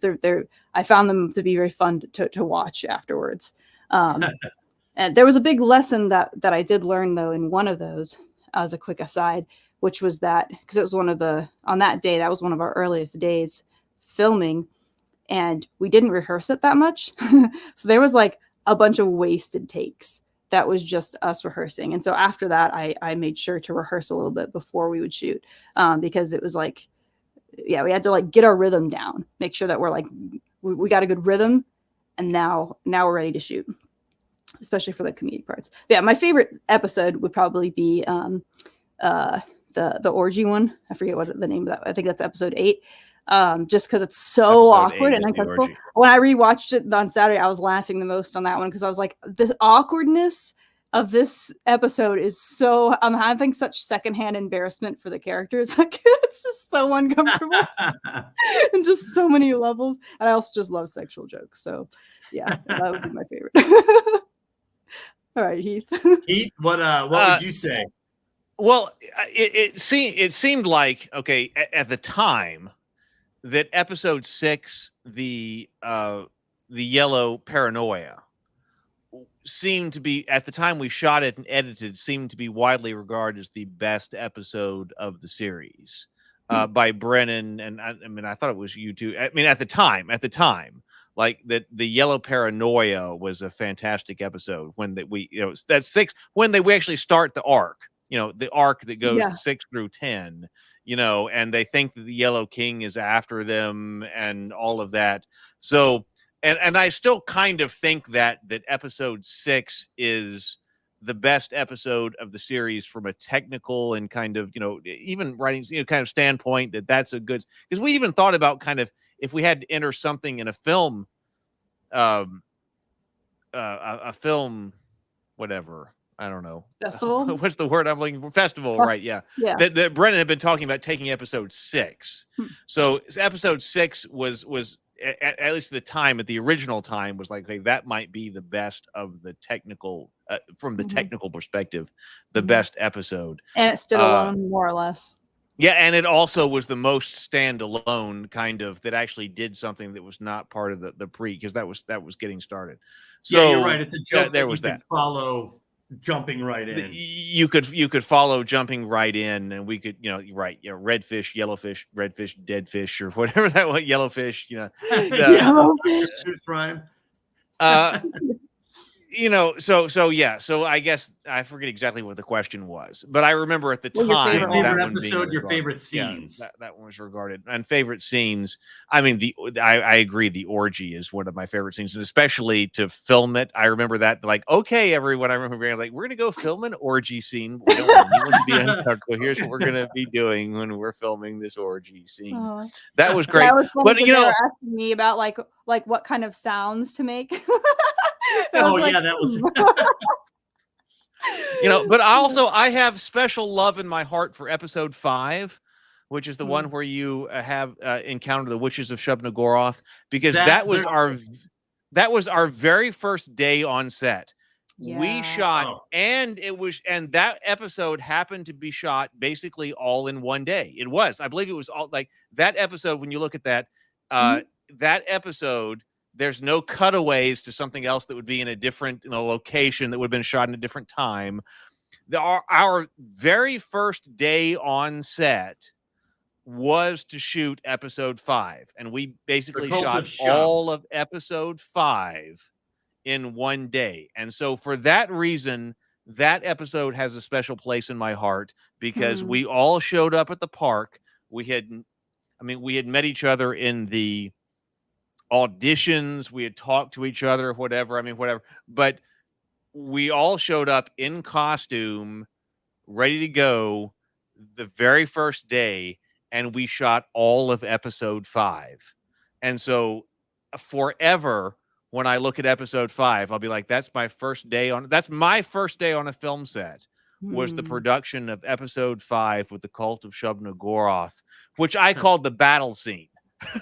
And Brianna laughed at that. I was like, we're shooting the battle scene. So when you're looking at that episode 5, you're looking at the actors' first time ever acting together. Their first time ever together was episode 5. What's funny is one of the parts I think I laughed at the heart, and there's plenty of parts I laughed at out loud, but the one that I just thought was hysterical because of the way the actor handled it was, the witches are whipping them as they're tied up, and he's like, yes, he's like really getting into it. And that guy, Mike, was cracking me up by his utter it was the best news he could have received that day, that this terrible thing was going to happen. And he was just so happy that they were serious cultists, and that this was and he discovered he was a little into it, Yeah, exactly. He this was a good thing. He loved it. Which comes back in the orgy scene too. Yeah. Thank you, Mama Shub. I think that was apparent. That's another favorite of mine for the same reason, because it's awkward, uncomfortable, and there's sexual humor. I love it. It's great. So episode 5 was the first episode, or the first episode you filmed. What was the last one? Do you remember which was the final? Well, no, the rest of them, episode 5 might have been the only one that was shot on one single day. I think because there are a lot of them that also transition between scenes. So I do remember what our last shot was, though. What was our last shot? It was of Mike. They were at the picnic table, and he gets up and he says, "I'm getting Shay and Acantha. We need backup." That was our last shot. Oh, that was the last thing that was shot. So yeah, it was not shot in order. That was part of Brianna's job as the director. She also was in charge of scheduling. So when we broke down the script, we broke down every scene, and all of that. And then Brianna was in charge of scheduling. So it was not shot chronologically. It was kind of almost an accident then that all of episode 5 was shot on one day, and that's So that was probably the anomaly. because and that's probably because it required 2 actors. It required the actress for the 2 witches. Okay. You know, it required oh my god, it required Sarah and Charlotte. Charlotte. It required Sarah and Charlotte, and so we wanted, and that's the only episode that Charlotte is in, and so we probably wanted to be sure that Charlotte only had to show up for one day, Because she and had so she could only Charlotte do was- weekends. So they were yeah, very she could only do specific. right. Yeah. And so we had one day, and that whole episode was done with Charlotte because there was another episode with Sarah in it because that was the orgy scene. Yeah, that's right. So Yeah, she had the more that's why. So seductive like that style. episode happened to have one character who was only that Charlotte was only on scene for one day. And so that's why that whole episode was shot that day. But the other episodes, it was all piecemeal. Brianna was in charge of organizing all that. My my internship, I just want to mention that was responsible for teaching me how to do that, because that was one of the tasks I was given, was to do scheduling for someone's movie. Or I wasn't doing all of it, but I was helping with it. So I learned the process through that. So even though I didn't finish that internship, I never came back to it. I did learn quite a lot from it. Oh, wow. Well, that's pretty useful. I mean, the time management and scheduling Well, for a it's specific. production is Yeah. one of the most difficult things. No matter how good you get, it seems like there's always There's a setback. lot of thought that goes into that about what kind of scenes should go in what kind of order. You know, like it's good to do. I don't even know some of these things I might not have even known back then, but I know now. It's good to do like really difficult scenes first. If you have a really emotionally difficult scene, you want to get that done first early in the day too. And thinking about everyone's energy levels is important. Of course, the simple practical thing is like what locations you're trying to make sure you're saving the most money by having locations and people together as much as you can, and you're not Right. much. That's And that was definitely a thing. They're like, we have this house, like the house that was Mike's house, rented for so many days. So we've got to like make sure we're scheduling all of those scenes, regardless of what episode. Oh wow! You know, in the amount of time we have it rented. And Now, you want as much one as of you can to have, for an individual actor, for example, you want to make the best use of their time. So if you want to be able to have someone for a full day, if you can, you don't want to have a bunch of random people coming in for half days, like, and then now you have an extra person to feed for lunch, or, so it's like just compressing stuff together as much as possible. It's a lot to think about, but it's fun if you like organizing things, which I do. Yeah, my sister was into that kind of managing schedules and things like that, and it's a skill set, I was going to say one of the more risky scenes, I would say, meaning it could have been done poorly if it wasn't done right, was in the summoning, when they're dancing around the fire. And it's funny because I was watching that and I was like, man, Rob kind of makes that scene work. He's so oddly physical and yet coordinated in it. Like he has a really bizarre behavior there. But I was like, man, he kind of nailed that, because this could have been a disaster. This could have been very hokey. You could have had the actors very self-conscious, and it came across as just not what you want. I thought he kind of nailed that. How did that whole scene come about? Can I answer this one? Because I edited that scene too. Or at least I go ahead. Yeah. So he largely came, Dax, who plays Rob, like with that idea of how he was going to do that chant. I think the way we had described it in the script as just doing guttural grunts and chant, something like that. Like we had a very vague description, and he kind of, he brought his own version of that. And it was very physical too. Yeah. And so they all just, they're all great actors. They're great at embodying their characters. But the funny thing is you say like that it's easy that could have not worked. Right. The takes that I chose were all of the quote unquote worst ones. So anytime there was a moment where someone did something like a little bit off timed, or someone made a mistake, like the actor actually made a mistake, I took that because it worked. It made that scene, because we did it multiple times, and kind of as as the takes were going, people got a little bit more natural. But I had preferred the ones that were awkward, because it it's authentic story, right? There was like one take where with Acantha, her character, she was like playing the flute and it kind of like squeaked and sounded. So I'm like, okay, that's the audio I need. So I just like chose all of the parts that were the most awkward, weird, and uncomfortable, and that ended up being what I thought was the funniest. That's great. Because yeah, it's still awkward, but it's sold properly. Like it is performed properly, it is acted properly, and I think that extra layer of all-in physicality really, really worked with him. The way he put that together, I was laughing because I was like, "Man, you tell someone you got to start doing a chant, it could go sideways real fast." Yeah, because we had not specified it. Yeah, it was just it's animalistic something. I don't remember how we described that basically. Yabba Zabba Da, which has become so positive. Yabba Zabba Da. That was all Dax. Yeah, who had decided that was what it was going to sound like. I mean, we just had in the Acolyte, they had this chanting. It was one of the worst scenes. That scene torpedoed a $180 million television show. So that's what I'm saying. Like when I watched it, I was like, "Oh man, this is like a bold thing. This is a big ask of a group of actors to do," and they just totally pulled it off. So I wanted to commend all of you, and especially Rob and the actors there for a great job. And I was just curious how all that came together, and it's really interesting to hear that you targeted slightly off takes.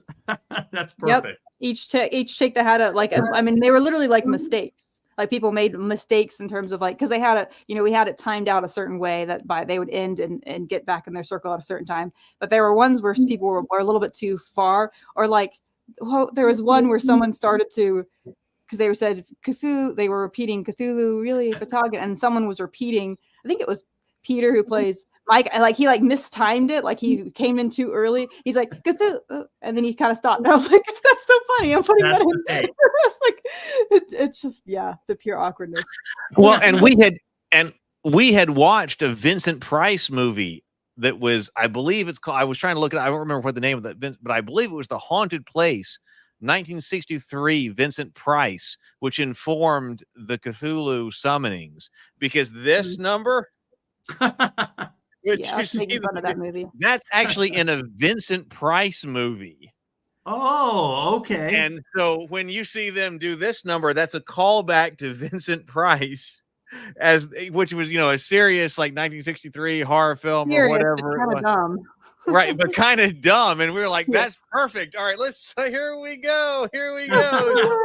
Whatever they're doing, yeah." And it, and again, when you talk about some of the most iconic moments in the show, Rob in those summoning rituals with his physical movements and as he walks by, those are some of the ones that I go to when I need like a clip or something like that, that I always go to, because Rob will be coming by in a circle with some fantastic, Dax with some fantastic physical humor about what Rob is doing, and he completely embodied that. Yeah, I love that. That's fantastic. I just want to give a shout out to Peter too in that scene, because Peter who plays Mike, because there was something just so derpy about how he was playing that, because he had that like hood over top, but he was pretty derpy in his hood, and he was kind of like he was doing something physical that was also really funny and just very, very off, very goofy looking. But yeah. So out of all the episodes, which one ultimately, because I know you said they weren't all single takes, like the first one, or episode 5, which one was the most difficult to put together, and why? It's too difficult to film? Yes. Which one was the most challenging episode to put together, and why? Should we mention the one time we had conflict on set, Heath? Ooh. Do you remember which one I'm talking about? Like Christian Bale? Are you talking about the water? Yeah. Well, yeah, sure. I mean, I wouldn't have called that the worst thing on the most. Well, it wasn't the most. Yeah, you can talk about that. Yeah, absolutely. But it was the only time. It was the fantastic episode. It went great, but it was the only time there was ever tension. There was the only time there was like pressure and tension. And Heath and I got a little tense as we were driving home.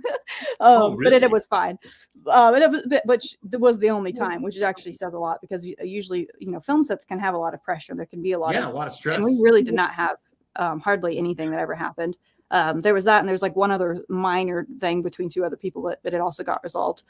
So for that scene, basically that was one of the days. Wait, what scene are you talking about? Let them know what scene you're talking about. I'm sorry.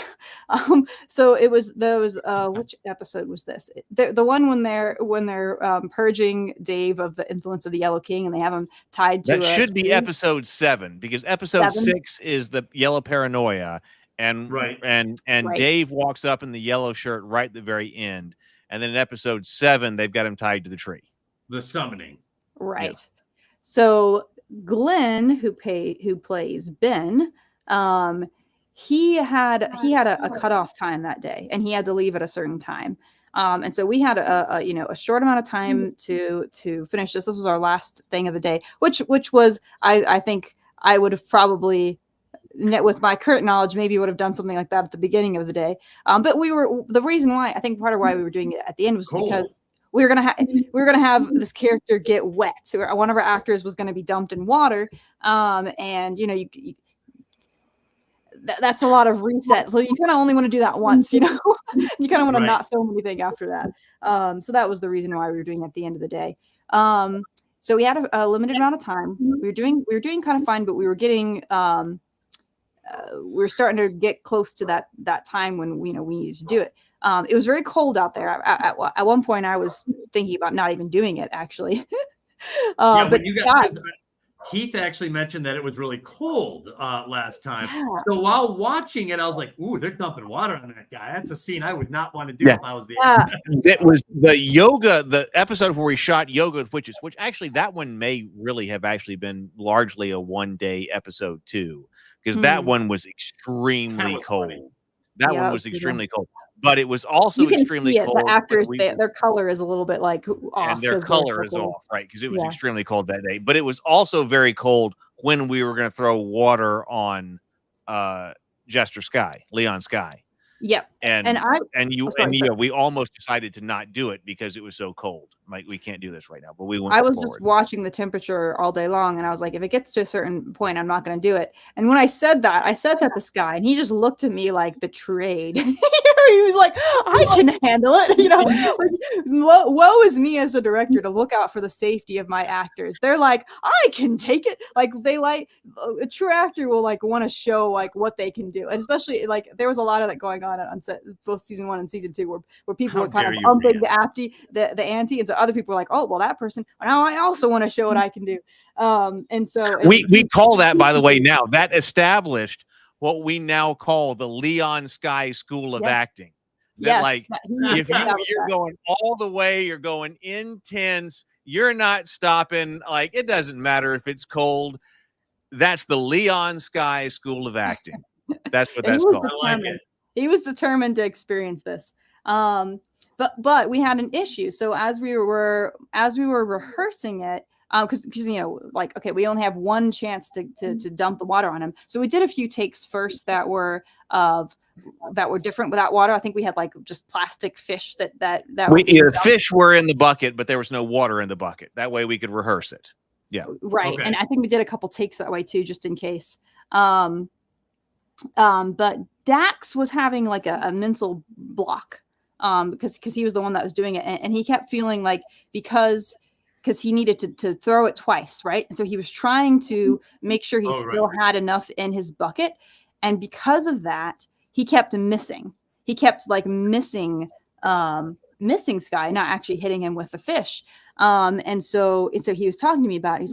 He was like, we kept doing it. We're running out of time. We're getting more pressure, more intense, and we still haven't done the water take. And he was talking to me about it, and he was like, I think it's because I'm trying to hold back. And I was like, and I quickly just, it was one of those gut check intuitive moments where I was like, okay, the problem is in his head. So let me clear that for him. And so I said, don't worry about holding back. Just dump it all on him, and if all the water is out, then you just take a fish and slap him in that second time, so you don't have to worry about that. So I gave him a solution, and that fixed it. But I think I stressed Heath out, because at this point, like, we hadn't, and correct me if I'm not describing this correctly, Heath, but at this point, we were still a little bit early in our friendship. I don't think I'd fully maybe earned your trust in all ways yet. And so I kind of made that executive decision, like, even though he hadn't yet done a take perfectly, that we were going to shoot, because I was like, we need to do this. We're running out of time. And so we did, and it worked. We did our one take. And that fixed the mental block he had. He was able to get him with the water, and then there was still a little bit of water left, and it worked out perfectly. Yeah. And it all worked out. But Heath was mad at me at first, because you were like, you should have done another safe take first. No. Okay. I remember why that was. And this was a learning moment for me on two things, because it was a communication issue between you and I. Because I remember that the first communication issue that had happened, because Brianna was directing it, so she was in charge, like, when but I was also on the set, and I was basically setting things up, and I was definitely there, like, and I remember that scene. So we've got Dave tied to the tree, but you and I had two very different visions of that scene in our head. Oh, I forgot about that part. Yeah, because you thought, like, when that scene was being set up, that Dave was going to be sitting down at the tree and tied up. And I had always envisioned him standing up, which is how it was ended up being shot, because that's how I set it up. But there was that also, like, I remember after that, there was like, okay, because I remember there was some kind of issue we were talking about, that it's going to be like this. No, it's going to be like this. It's going to be like this. And it's because you had envisioned him sitting down, and I had in my mind him standing up. And so because there was the difference in that interpretation, there was some kind of tension about how to set something up. And so I was like, okay, so if we had like a storyboard would have fixed that. yeah, right. That would have just what are we actually doing? So is this guy standing up or sitting down? Because that will take time on the set. If if half the people have the idea about this guy sitting down, and the other people have the idea about this guy standing up during the scene, that will end up costing time. And we got to set this up this way, or no, my God, I got to change this. So there was the difference between whether or not he was standing up or sitting down. But then also, I remember when you're talking about extra takes, you thought that I had to go back to my house to fill up that bucket with water. And we were, because we were under the time limit, because someone had a hard out because they had to leave. And you were like, okay, let's do it right now. And I was like, no, let's do another. I remember being like, no, we should do another dry run. And you're like, no, we've got to do it right now. So then I walked just up to the pavilion, like 50 feet away, and filled up the bucket. And I remember you saying, oh, I didn't know that you could just fill it up there. I thought you were having to go back to your house, which was a few minutes away. And I remember that they're like, oh, that's okay. All right. It's filled now. Like, let's do it. So so I remember that there was also the time, like, can we fill up this bucket with water right now? If we can, then we got time for another take. Let's try one more time, another practice. If I got to go back to my house and it'll be 8 minutes before we can shoot the actual take, we got to go and do that right now, because we got a hard time limit. So I remember that was it. But I was like, all right, let's do it. Let's do it. All right. If you want to do it, I'm going to go fill it up. I filled up the bucket. I walked up the pavilion. I filled up the water. It was like, 30 or 50 feet away. I remember you said, oh, I didn't know that you could just fill it up right there. I'm sorry. Like, all right, that's fine. Let's just do it. And there was one take, and that's what's in the show. And it was flawless. And it was flawless. I just remember there was another solution that you had suggested too. And I rejected it, which was because Ben Glenn, I remember he made a joke on the first day of set. He's like, I'm Glenn. I only play characters that rhyme with my name, which is tongue twister. But Glenn had to leave. But his character Ben was not necessarily essential to that scene. And I remember you'd suggested, you were like, what if we just shoot it in a way where he's not there? And I was like, no, I want him to be there. I like, let's just do it as we planned. And yeah, so I remember that was another one of like, a disagreement. Not exactly a disagreement, but whatever. We worked it out. We But worked that it was out. the only time there was some tension and some not high stakes, but the kind of pressure that you sometimes experience on film sets. You're like, okay, this has to happen by this time. We have only so much, and we got to do this thing that has a lot of moving pieces. But because of that, because everyone knew there was only one take, everyone was focused. Everyone was intensely focused. Yep, they did it correctly, and that creates a sort of pressure, like that it's like a positive pressure where everyone's like, okay, we can't fail, so then no one does. Yeah, it's like saving something until the deadline. You just work well under pressure. Well, yeah, and it's the same thing. The scene now, Brianna and I added one of my favorite things that we added during the show was Rob's breakdown about in his bedroom and about how he's I'm fine. Yes, of course I checked again this morning. I'm fine. Then I remember Brianna and I, when we were driving home from the park one day, and like the day before the shoot, we were like, no, we've got to have this idea where of course, because we already had the idea of him looking for the gills and things like that. And we're like, of course, right. We need to have that scene where like, of course I checked again this morning and I'm fine. Mm-hmm. And then it was an unscripted thing that we just were like, hey Dax, can you do this today? Yeah, we like wrote that down in the margin of the script. Like the next day, they were like, Dax, can you do this? and then when we were on location, we just found a time to do it when we were at the house. We were like, okay, we're gonna shoot a Rob crying scene. So Brianna, and I'll ask Brianna first, and then Heath. Is there any scene that you wish you could go back and reshoot? Like it just didn't quite settle with you right. There's something that you're like, man, we were out of time, so we went ahead with it. One of those moments where you're like, I wish I could have gone back and done that a little bit different. It's funny because I can think immediately of moments in season 2 where I had direct moments of learning as a director. I was like, I would so do that differently now. Let me think about it for a minute for season 1. Was there any scene that didn't, I'm not saying it was bad, but maybe it just didn't sit right. You're like, oh man, I kind of had it imagined one way and it didn't quite come out, but moving on kind of thing. I also don't really remember that in season 1. Now I can think of things that I would completely rewrite and redo. Yeah, that's easier. That's a different thing. Okay, well, let's go with that then, because that's also fascinating. I think people listening in and creative people in general, it's always intriguing to see how the creative process works, especially in retrospect. So, Brianna, what would you do differently if you were to do season 1 again? Something about the yoga scene, especially when I rewatched it recently, feels off to me. Like something about the humor of that scene. I'm not sure that it is landing for me the way I want it to land, and I had to think more why. But there's something about the awkwardness of that one that seems like the wrong type of awkwardness. And I think part of it may have been my fault because I wasn't properly prepared with like what kind of yoga I should have them do, that's my role as a director. I should have had that more in mind. And I didn't really understand yoga that well. so I didn't direct that scene properly. Fortunately, the two girls, like, they knew yoga pretty well, and so they had some ideas. And we kind of figured it out. But I think if I had prepared better for that scene, I probably could have made it work a little bit better. But I can't really say like on in depth. I just know like on a surface level. I know I could have done better about that. Something about the way delivery and the directing. I think something was off. There were also some jokes that we thought of spontaneously there about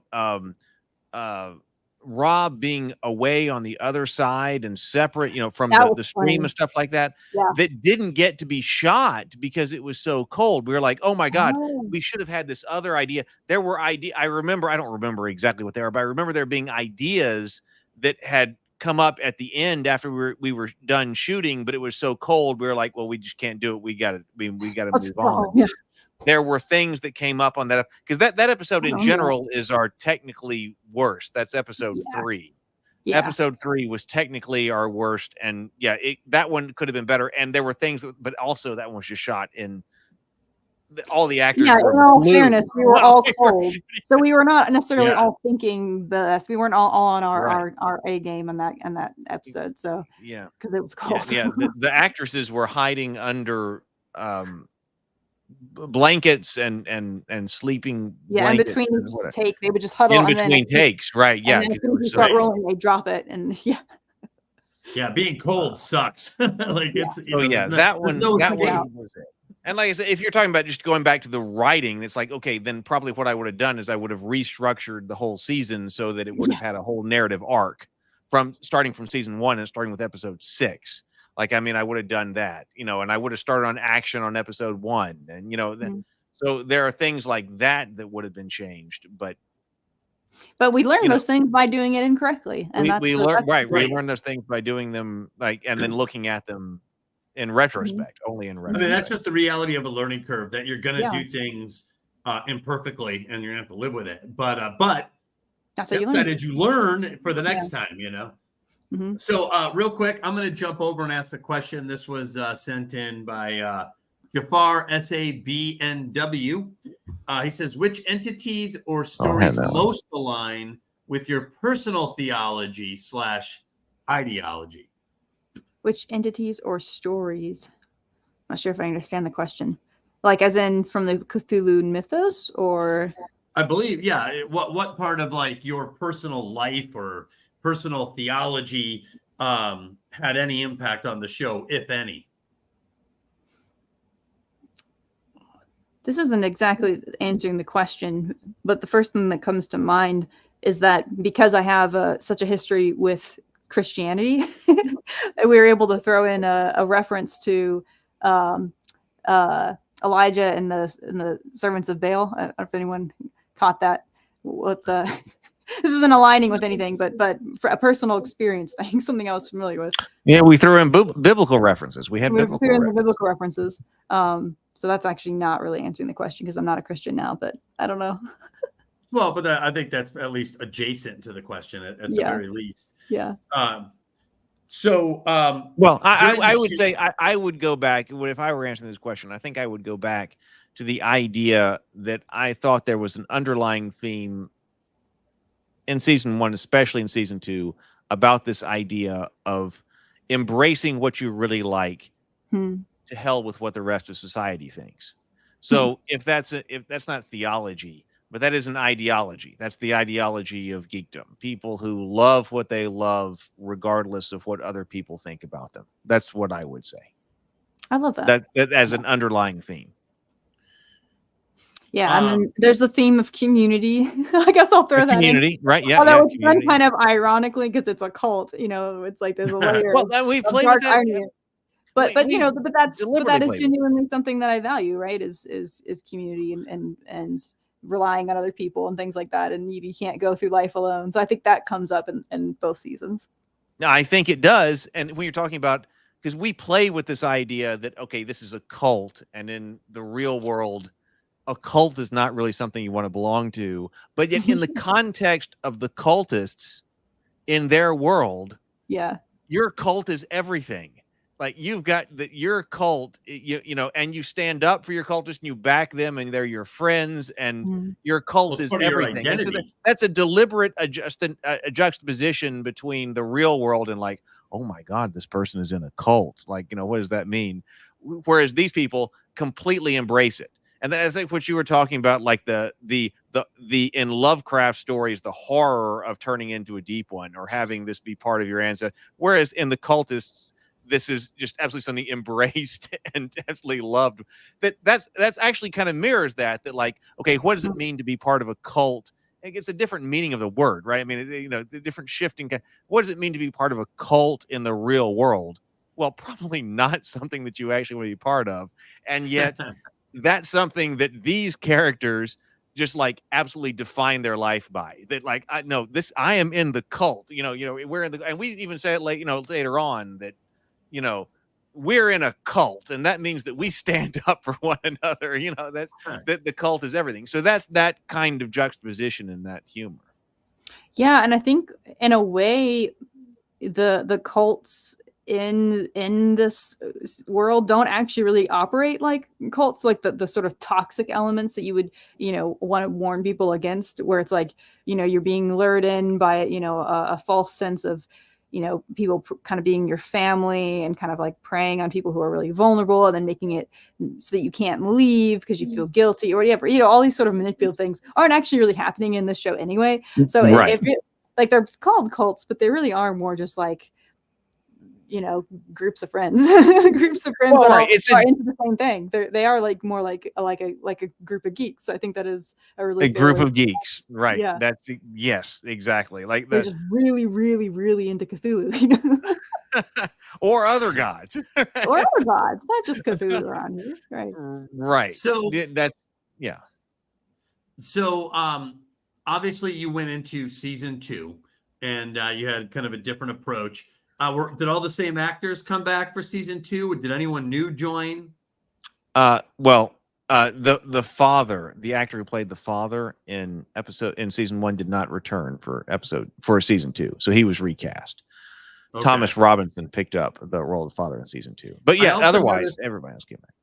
Yeah, you also had a child actor as part of this. Did that present any problems, issues? No, she was great. She was great. She was a lot of fun to work with. She and her mom. Her mom was there, bringing her over. But yeah, she was very, very enthusiastic, very, very professional. She was really into acting. Like, she really loved it. And she would not only memorize all of her lines, but she would also memorize all the lines of the actors she was acting besides. She would sometimes correct them if they gave their line wrong. Ooh, nice. Which is pretty funny. And she would do that to Peter sometimes. I think that annoyed him a little bit. But no, she was amazing. Ava was amazing. Yeah. And that was one we had. So when we were doing the auditions, we were thinking about cutting. Like, originally we had written the part of the sister, Bella, who was played by Ava Connolly, and we had thought about cutting her because we were like, okay, there are problems with having a minor on a set. Not problems. There are issues to deal with having a minor on set. Mm-hmm. There are additional complications you have to go through. But then we auditioned, and Ava was just so amazing. We were like, okay, we got to do it. Yeah, there were a few that auditioned for her part that were all amazing. But she just really embodied the spirit of this character. And it's just that sort of the spunk and the independence and she had the right energy, and it was like, yeah, okay, we gotta have her. That's great. Yeah, that's great. So when does season 2 get released onto YouTube? I'm going to release that after we do the Kickstarter for this, for the season 1. So I don't want to talk too much about that. Let's take a look at the Cultverse here. Okay. So season 1 is available for free on the Cultists YouTube channel. That is correct. There's 10 episodes, about 7 minutes each episode. And this is now right here. So you can, for anyone joining in, you can subscribe to this channel. There's a lot more than just the episodes. There's a lot of content, behind the scenes stuff, commentary from the director and writer, and also the producer and the writer, which is Heath and Brianna. So there's a lot there just with season 1. All you got to do is subscribe. It's all there. But that's not the end of it. There's going to be more to come. So obviously season 2 will be coming out. Yes. Season 2 is coming out. So I wanted to get that out and get that established. But also, you are creating a role-playing game that coincides with this world. Can you, Heath, tell us a little bit about that? Yes. Okay. So I'll put the link down here to the Kickstarter again. So the Kickstarter. Now, is this active on Kickstarter? No, it is. This is coming soon. This is pre-launch page. So so this is something that if you go here, if you click on the link right here, you'll be able to come here, and this will show you everything that's going to be coming on. We've got a $500 Cthulhu dice giveaway, Elder Dice. You can click on there, sign up to win $500 worth of Elder Dice. It'll tell you we got miniatures. Like, for instance, we got the Rob, son of Dagon, in battle pose right here that you can get as a miniature. We're going to be doing play tests and beta access that if you sign up for the $500 dice giveaway, you will be able to get that. The shirts that we talked about earlier on, the Cultist coffee, Witch's brew, all hail the black goat of the woods, 1,000 young. All that amazing graphic work. I know, that's Brianna's been bringing it. Someone professional. I don't know. how not to, you can't summon Cthulhu with sour cream and onion. And then if you click notify me on launch, then there you go. Then you will know when this goes live. We're going to try to get so some more click people. notify me on launch. Notify me on launch, right? And of course, that doesn't commit you to anything, but it puts you in the know for when this goes live. It tells you when this is going live. That's right. So my idea from the beginning, which I've been trying to execute, is that we could come up with a sustainable model potentially for kind of independent storytelling in film if we had an association between a story and a product. And I've been trying to work that for a while. And so now with the re-release, and actually C asked, is the re-release just a technical upgrade? We did do some increase in the sound and things like that. So there are some things that were technically improved, a few things that were technically improved between the original release and the re-release now. But the main thing is that the original release was on my main YouTube channel, Heath's Geekverse, and we decided it's better to go ahead and brand it on its own and put it on the Cultists YouTube channel itself. We created all of that, so we're really re-releasing it on its own YouTube channel and then associating it with some kind of product. Because how do we keep going? I mean, the Cultists was actually very expensive to shoot. I mean, there was, even though it's an independent amateur kind of production, it was very expensive to produce. And so if you want that kind of paid, it wasn't just people coming and eating. Like we paid people to be there for 2 weeks in some cases. So right. And that was very important to me from the very beginning, was to make sure that everyone was paid, because, in the original idea, if you're having this kind of idea, you could say, hey, we'll just get some friends together and we'll all just do it. And we'll just but the thing is, if nobody's getting paid, then people don't show up. Yeah. Oh yeah. It's a whole different scenario. From the very beginning, I was like, no, we're going to pay people to be here, even if it is, a modest amount. And it was a modest amount to be there. If you put somebody under contract and they're paid even a modest amount, you know what, they show up. And that was enough to get the whole show done. And I am a major proponent of that. So I'm not trying to come up with a model here where everyone just donates their time and, some friends can get together and what I would prefer to have a model where people are paid, and that and it's a professional kind of production here. And so, but how do you do that? Because you can't do that just by YouTube and through YouTube advertisements and things like that. So my idea, which we are doing here, is that, well, what if we just put the story out for free? So all 10 episodes of season 1 are on the Cultist YouTube channel for free. You can watch the entire season for free. If you're enjoying the season, I'm bringing out this role-playing game with the shirts and other products that you saw on there. And if you've been enjoying it, then come and join the Kickstarter campaign, and that will help us keep going with film production. That's kind of the model that I've had in my head. I've been trying to work it out. I mean, we'll see if it works or not. That's the idea. We will see. So can you, for pure curiosity's sake, myself included, can you explain how the role-playing game works? Like, how does it? In what ways does it cross over or overlap with the show? And what can people expect if they played this with you? Sure. This is the rule set. That's an excellent question. The rule set is based on the game Low Stakes by Campbell. Okay. He created this game called Low Stakes, which I run on my main channel, Heath's Geekverse. I run the Morning Grind live stream where we talk about tabletop gaming a lot. And we will review tabletop games, especially role-playing games. And Trey G, a member of our community, early on introduced me to this game, Low Stakes by Craig Campbell. And he wrote that game as a role-playing game to bring what we do in the shadows to the table. So he wrote that specifically for what we do in the if you were going to do a mockumentary style comedy tabletop game, at the tabletop, how would that go? And so he wrote Low Stakes as the what we do in the shadows role-playing game.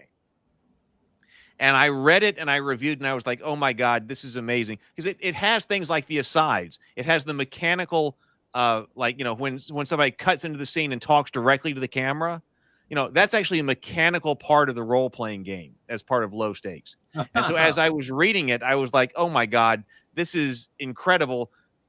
We could totally do a cultist role-playing game based on this rule set. And so Craig gave me permission to do that. He was like, if you want to use this low-stakes game, and he saw the trailer and stuff. He was watching the cultist. He was like, this is hilarious. Yeah, you can use this rule set to produce a cultist role-playing game. So, and I designed that live on the Heath's Geekverse channel. Like, we spent several live streams, a few weeks worth of live streams, working on this game live, integrating the cultists' humor into this game, and I actually think extending the game in a number of different ways. So if you know Low Stakes by Nerd, it's published by Nerdburger Games. That's the rule set that we're using, because we even talked about how like Brianna was inspired by What We Do in the Shadows and stuff. So it's this role-playing game designed to bring that to the tabletop is now going to bring the cultist to the tabletop. So, wow. Okay. So, and when does the Kickstarter go live? Do you have a date? I don't have a date yet because we're promoting it. So I'm just going to say soon. Date in mind? No, I don't have a target. I mean, we're talking about months. We're talking about 3 months or less. I mean, we're talking about that kind of time. Okay. Like we're talking about in that, but I'm working on advertising it. I've had some invites to come on some other channels. So I'm working on that. I don't want to launch it until, we've gotten the word out. So I'm working on right now. So if you go to that and sign up for the $500 dice giveaway, or sign up to know when the Kickstarter goes live, you're going to be in. And so in the next 2 or 3 months, we're going to go live with that when we're ready. Okay, so the next step is the launch of the Kickstarter campaign for the Cultists RPG game. After that, the subscribers on the Cultists YouTube channel will be treated to season 2. Well, season 2. Are you going to release them all at once, like Cobra Kai, or are you going to do half and half, like Stranger Things, or is it going to? Huh? We'll do a week-to-week release. Yeah, that's the way to do it. That's awesome. Okay, and then the obvious follow-up question of that are there plans for season 3 of the Cultists? Brian, you want to take that one? Sure. So we did originally want to do a season 3, and still in theory we do, but we wrote season 2 with the plans of having a season 3. There's a narrative arc that continues and would potentially be wrapped up in an additional season. And Heath and we wrote the scripts for that. And then some time passed, and we spent a bunch of time here on the Table Talk channel, and we've grown a lot in our craft, and we returned to them recently, and we were not really happy with them. So if we do another season, we would be completely rethinking it and rewriting it, and potentially that might happen in another form too. We were exploring the thought of doing like a standalone film instead that incorporates some of the stuff that we were thinking about for a season 3. So at the moment that's in flux, but that is a possibility. Is there any possibility of perhaps a crowd-funded project in order to raise financing or anything like that, or would this not go that route? I mean, that's possible. I mean, the RPG is this first round on Kickstarter is raising funding. So the success of that will determine how things go forward. I mean, it absolutely will. Like, if you want more cultists and things like this is still extremely early. And like Brianna said, we'd have to revisit the whole thing, but a lot of that will be determined by how well it goes. If it goes very well, then that's a different kind of thing. So, right. So get the word out, everybody. If you enjoyed it, if you liked it, share it, do the campaign. Comment on it, mention it on your social media, even in passing. It goes a long way. Post it on X. People will tune in and catch it. And there's 7-minute episodes. I was delighted to see how easy it was to watch these episodes, how fluid they were, and how easy it was to go right to the next episode. I was actually very pleased with the level of quality, not in just the writing, but the humor, the premise, like everything. It was all there. So this was a great first effort, Heath and Brianna. Thank you. So I'm very excited to see season 2, because I'm personally curious to see in what ways it's different and what you did differently. because that will cue me in on what your learning curve was and what caused you to approach season 2 differently from season 1. Brianna, are you working on any other projects currently that you'd like to share that are in the directorial space there or writing space? Ooh, am I? It's funny because I had my monthly mentorship meeting today with Cameron, and I told him, I was like, I have too many things on my plate, and I'm not used to this creatively. I'm used to like having one thing that I focus on for a long time. I'm trying to get more stuff off my plate, but so I am just sort of in general. People that have been following for a while will know this, but in general, my goal is Hollywood and to direct feature films, starting with horror. And so I have been working on putting together a portfolio for that. I have one out of 3 pieces in that portfolio ready. The other are all in progress. So I've written and polished a feature-length horror film, which, funny enough, has some strong Lovecraftian influences. And that's actually a great thing to mention too, because for me personally and creatively, I went and studied Lovecraft for this project, obviously. And in some ways I was kind of unimpressed with him. I was kind of like, I don't know, this isn't really doing much for me. And I really don't like, I guess I'll go back a little bit to what I was referencing earlier about because from his worldview at the time that he was writing, a lot was changing in the world. And it was terrifying. People were coming to this realization that, maybe all of these paradigms that we'd had before, this is, early 1900s, right? Age of science is here. It's like, maybe the things that were, comforting before about our worldview isn't true. Like, what if the universe doesn't care about us? That's a very I feel like one of the fears intrinsic to Lovecraft is it's like, I'm going to go out there and discover this knowledge, and it's going to be worse than if I hadn't known. Like, some things are too terrifying and too maddening to know. And my attitude is like, knowledge is a good thing. What I'm afraid of is like these internal demons, which racism is one of the internal demons that shows up in his writing. So anyway, so I was kind of like sort of unimpressed in some ways with Lovecraft, but his imagination is fantastic. And it really did seep into my subconscious. Almost everything I've written since the Cultists has had some element of Lovecraft in it, and so now I have to look back with like gratitude, because I'm like, that has had a major subconscious influence on my writing. So anyway, so that feature is written, and I'm sending it to contest and all those things, trying to get it out there. I've done 2 short films since the Cultists. They're on my YouTube channel, including a horror film, psychological horror. And we'll be doing another one at some point.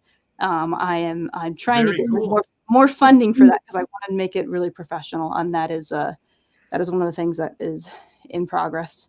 And yeah, I have another script as well that'll be part of that portfolio. But yeah, I'm also working on my novel, the sequel to City of Reckoning, which is actually what I'm focused on at the moment. Which we have talked about on this channel before. We have talked. Yeah. And after I finished polishing that screenplay, I was talking with Cameron today about how I was feeling kind of stressed out and overwhelmed, and he was like, "You need to take a break."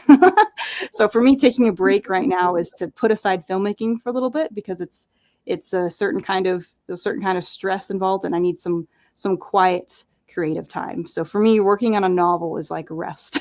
That's like quiet, just me and the woods. Filmmaking is practical. You are executing the vision. There's schedules. There's math involved, in a sense. People. I always call it the math. Yeah, I call it the math of creativity, which is the practical, things that you need to know and execute properly. But it's not it's good to have that, and it does get fun. But it's not the same as the creation process, and that is completely different. Well, I would say it is still a creation process. It's just a very different kind, and it takes a very different kind of one energy. That isn't like, if I'm writing a story just like you're not as boxed in. That's what I mean by that. You're free. Whereas once you commit to a professional level, especially like filmmaking, the practical side of things also comes into play, and that's a whole different ball. Yeah, it's a certain kind of stress, and I realize I'm not I'm not where I would love to be on a film set again. It's been almost a year since I've been on a film set, and I'm craving the film. I need to like take a break and kind of have an easy few months. So I probably will not be filming something until after the holidays. Is probably likely what that will be. But yeah, that's what I'm up to. I'm up to a lot. Yeah, I want to be a feature film director. That's awesome. So that's what I'm working on. Yeah. Well, awesome. Well, obviously, and the Cultist was a big step in that. Heath, for you, so it's been a couple years, since the Cultist season 1. If you've had some time to look back and reflect and to think about this and kind of internalize the entire experience, what themes or moments do you most remember? What has stayed with you more than most about the whole experience? Well, I'll say that being on the set of the Cultists are some of my most favorite memories of my entire life. I wouldn't trade them for almost anything, because the creation of a film or a web show like this is so in the moment. Okay, so I mean, there's all the writing that goes in because you got to have the scripts right. So there's all the writing that goes into it. And then there's the pre-production with the costuming, and somebody else is working on the costuming. I mean, so many people, so much of my family was involved in the production of this. I mean, like my cousin Megan was our costumer. At the time, Megan introduced me to Brennan because Megan at the time was interested in and then dating Brennan, then later married him. So, Brennan was our director of photography, is now my cousin-in-law, if that's actually a wow. thing. My cousin-in-law, my aunt, was our photographer, and then for season 2 was the production manager and things. I mean, and then I had another cousin who was involved as in the editing and the data wrangling and all that. So I mean, it was so. Doing this, and I'm afraid that even if AI takes over, I mean, there was only a limited window when you're actually physically on the set and doing all of this, and we did it, and not too many people in general get to do that. I mean, how many people have been able to produce and create a web show, like even an hour-long web show like the Cultist season 1 was, 2 hours with Cultist season 2. So I mean, it's 2 hours with the Cultist season 2 that will come out. But how many people have gotten to do that? Not many people. And so even with that, that's one of my great moments that I remember in life. Coordinating everyone coming together to produce this and create what you see on screen. Because like I said, there's the writing that's just like was Brianna and me, but then there's everybody together on set that creates what it was. And I think I might have told you this before, and I know I told Brianna this before, but I remember having dinner with Brianna after we had left the set one night, because it took us 2 weeks to shoot this. It was 2 weeks worth of production. That's not pre-production, and that's not post-production and editing. We're talking about 2 weeks where we're actually rolling a camera, and we're actually shooting the material. And I remember having dinner with Brianna one night, and I remember saying, I can completely understand why some people just decided to go and become a film hippie, because this was just so much fun, creating this on set and what it's like being on set. So, I don't know if there's a single moment, because, I remember things like it being so cold when shooting one episode, or, the very first time on set getting a whole episode shot, or also in my backyard when we shot episode 2, that was also very cold in my backyard trying to get episode 2 shot, that episode 5 with the Cult of Shub-Niggurath, that was originally in the script that's supposed to be at night, but we decided to not make that a night shoot. Brennan was like, can we not film this at night? Can we not make this a night shoot? Right. It's going to be a lot of, he was like, you're not thinking about the practicals, all the different kinds of lights we would need, all the, and we're like, oh, okay, I guess it doesn't have to be at night. Then let's just do it during the day. Yeah. So all of that, even if nothing else comes from it, I am so glad I had that experience. Like, that is one of the defining experiences of my life. That is excellent and profound. Knowing that, as that, obviously that's near and dear to your heart. what do you hope comes out of all of this? Like, if you could write the script for where this all goes, what would it look like? Brianna, you want to answer that first? No, I really want to hear from you first. No, I think you want to hear from me first. You're the producer. Yeah. It's your project. I would hope that, because as the producer, you got to get everything right, and that includes the launch and the marketing and things like that. I would love it if, even if this is, of course, this is the relaunch. So so with the relaunch and the marketing, if this goes well and we're able to do the RPG and we're able to fund this on Kickstarter in a way that makes it potentially a sustainable model for being able to produce independent film or independent web shows or independent stories like this. In an ideal world, that's what I would want, because I knew from the very beginning that just selling the story is not going to be enough. Like, if you're trying to sell a book, most short stories or whatever, I mean, they don't generate that much revenue.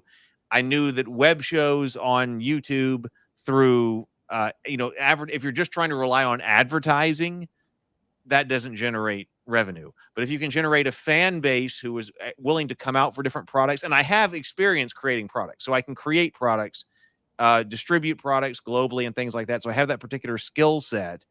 And if I could marry those two things together, then that would create a sustainable model for continued production. And if I could get that right, that would be everything I wanted. That's fantastic.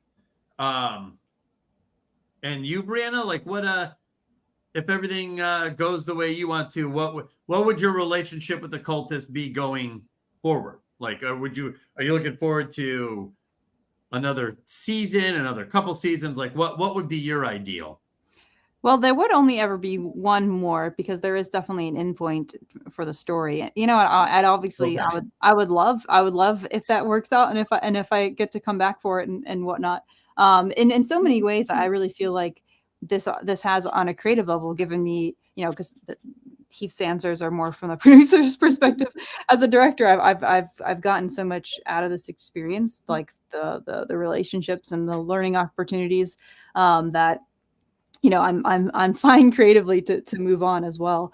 And so I think that's kind of a nice place to be, where it's like I'm really happy to return to it, and but I also feel like it's given me a lot, and and my eyes are set on feature film production and serious storytelling and stuff like that. So like narrative, you know what I mean, like narrative, like horror and things like that. So yeah, well, I would say the Cultists is a serious story. It's a serious story. Yeah, it really has been, like, to go, wrap up that personal side of the story I was sharing earlier. Like, I have found my sense of direction because I had this experience, because Heath brought me in. The relationships that have come out of that have led to certain kinds of learning and different ways of thinking for me that have it set off this. What's the phrase I'm looking for? Chain reaction. Chain reaction. Thank you. Like a chain reaction that has led to me figuring out, like, what my path forward is, and so I'm walking that path. See, I love hearing that, and I mentioned something like this in the last interview with just Heath, but Heath has a knack for that. I think he's affected all of us in a certain way. And I think that is a very special skill in and of itself. I think people have launched YouTube channels after meeting and interacting with Heath, and like being part of the community that Heath cultivates. So a lot comes out of what Heath does, and that's pretty singularly unique. I don't know a lot of people like that. You have an influence that ripples outward. An influence that ripples outward, Heath. Well, thank you. Yeah. Thank you. Maybe that one. Well, it needs to be said. It's worth noting that, because that's so unusual. Yeah, because especially because we're always, as artists, we're always focused on what we haven't done. That was another thing I was discussing. Well, no, yes, that's true. But it's like, we got to remember, like, what we have accomplished and all that. And so, I think that's why, even though, that's a great point, Brianna. And that's why, even though it has been a while since we've done season 1 and we launched it, and now I'm relaunching it, it's fun to return to it because I remember you texted me. It's like, I just watched these. And I saw the previous interview and then I rewatched it, and it's fun to return to it because it was a major accomplishment. I mean, this is the Cultists season 1, being an independent amateur production. This was still a major accomplishment. Yeah. Doug, I was going to ask you, what do you remember when you watched it, a couple of days ago or last night or whenever it was? I mean, what do you remember about it? What were your favorite parts? What you didn't expect to answer a question. Well, I did answer some of them already. I tried to blend some of it into the questioning, but so for one, and please forgive me, but I'm always terrified of not liking something that somebody wants me to read or watch, or like there's always that background fear. So there's almost sometimes an avoidance. Like, man, it would be terrible if when we read Brianna's book, like it would have been terrible if after the first chapter I was like, I can't read this. I don't like this. So awkward. Like I can't do it. Like that would have been a tragedy, right? And so I was worried that, like, same thing, just the same basic fear, nothing specific to you or to the cult. But I was just afraid. I was like, man, what if I watch this and I just don't get into it? What if it's just not my thing? Whatever. And I've had some people say that to me, though. Like, I've had friends and family specifically family members, the ones that I made skits with, a bunch of them didn't find it funny. It wasn't their sense of humor. And I was like, oh, okay. I was like, have you guys seen it? So they were like, I just didn't like it. I was like, okay. Right. And here's the other thing. The flip side of that coin is I've been the other guy. Like, people like, oh, yeah, I read your book.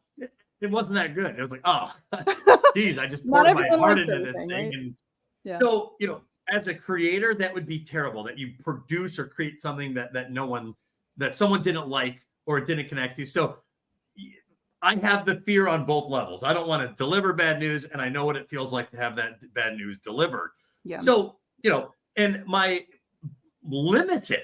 totally limited understanding of what the Cultists was, it looked like, because I saw like one clip, here and there, and I was like, man, it seemed in the back of my head like this might be home video-ish, and I'm like, man, if I watch it and it's like a home video, I don't know what I would say. It was not that, because I didn't really understand to the extent what you meant as a mockumentary, which is what gives it a home video quality. It's a handheld camera. It's like like a documentarian walking around. So when I first started watching it, I understood that I'm watching something that was like The Office, particularly with the mother who was able to sit down and be like, well, we've got some issues around this house. And, started to talk about it in an interview style. And then, of course, you had Mike introducing the story. I absolutely loved it. It was so easy to watch. 7 minutes it wasn't enough for me. So it was just enough to get you started to go, like following along all of it. And then it would cut. So I'm glad to hear that season 2, it sounds like the episodes are a little bit longer. It seems like the ideal length would have been closer to 12 to 15 minutes, maybe. If I was saying it just as an observer, that it was almost too short was really. Yes. Well, that would triple the budget. Yeah, exactly. Totally. I'm speaking purely as my reaction to watching it. I was like, man, this is actually really good, really watchable. It's got its own style of humor. And honestly, I've never seen anything like it. I can't think of any other premise that was based on comedy and cultists like this. So it was a bizarre scenario with characters I had never seen before. And like I said, the acting performances actually were up to the task. Yeah. And I tried to point out, like, there were several times I was watching this, I was like, man, they're like skating through that scene could have been a bust, but the acting was right there, and it made it work. And that chanting scene, I thought in particular, was something that really could have. It's the kind of scene that could be off-putting if the actor doesn't, or the actors, I should say, do it incorrectly. So instead of that, we get something that ends up being physical comedy that is great and actually elevated the show. So it's the exact opposite of what the outcome could have been.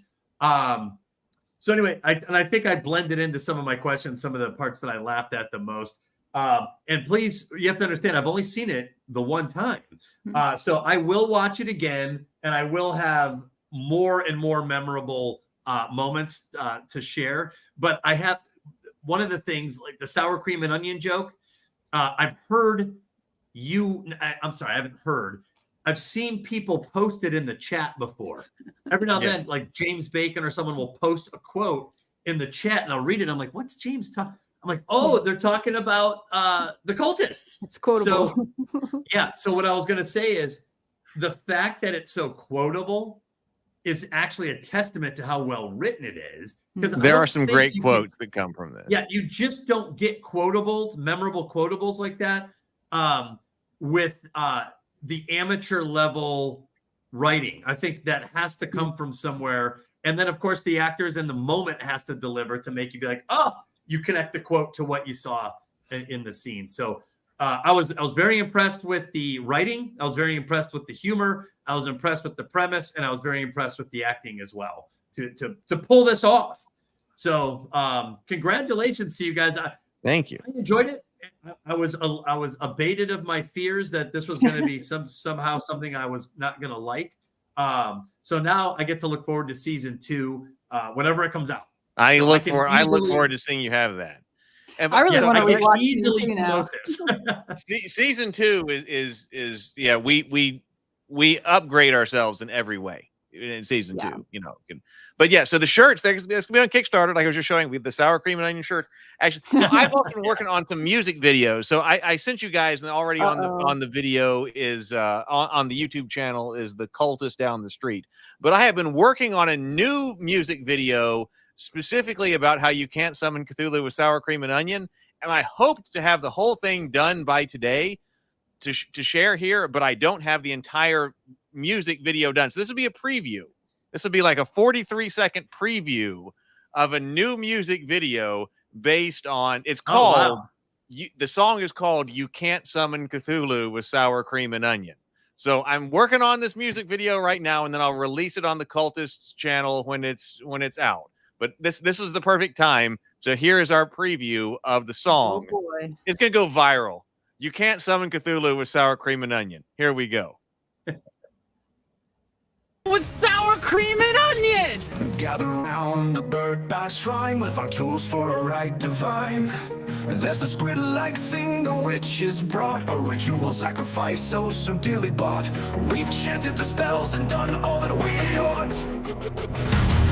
We've had an orgy and branded human skin. Now with the greenstone idol, we're ready to begin. But something's just not right, there's still a final key, a secret ingredient to set Cthulhu free. Sea lettuce, algae, and the finest sea salt. Octopus powder from the wizard's vault.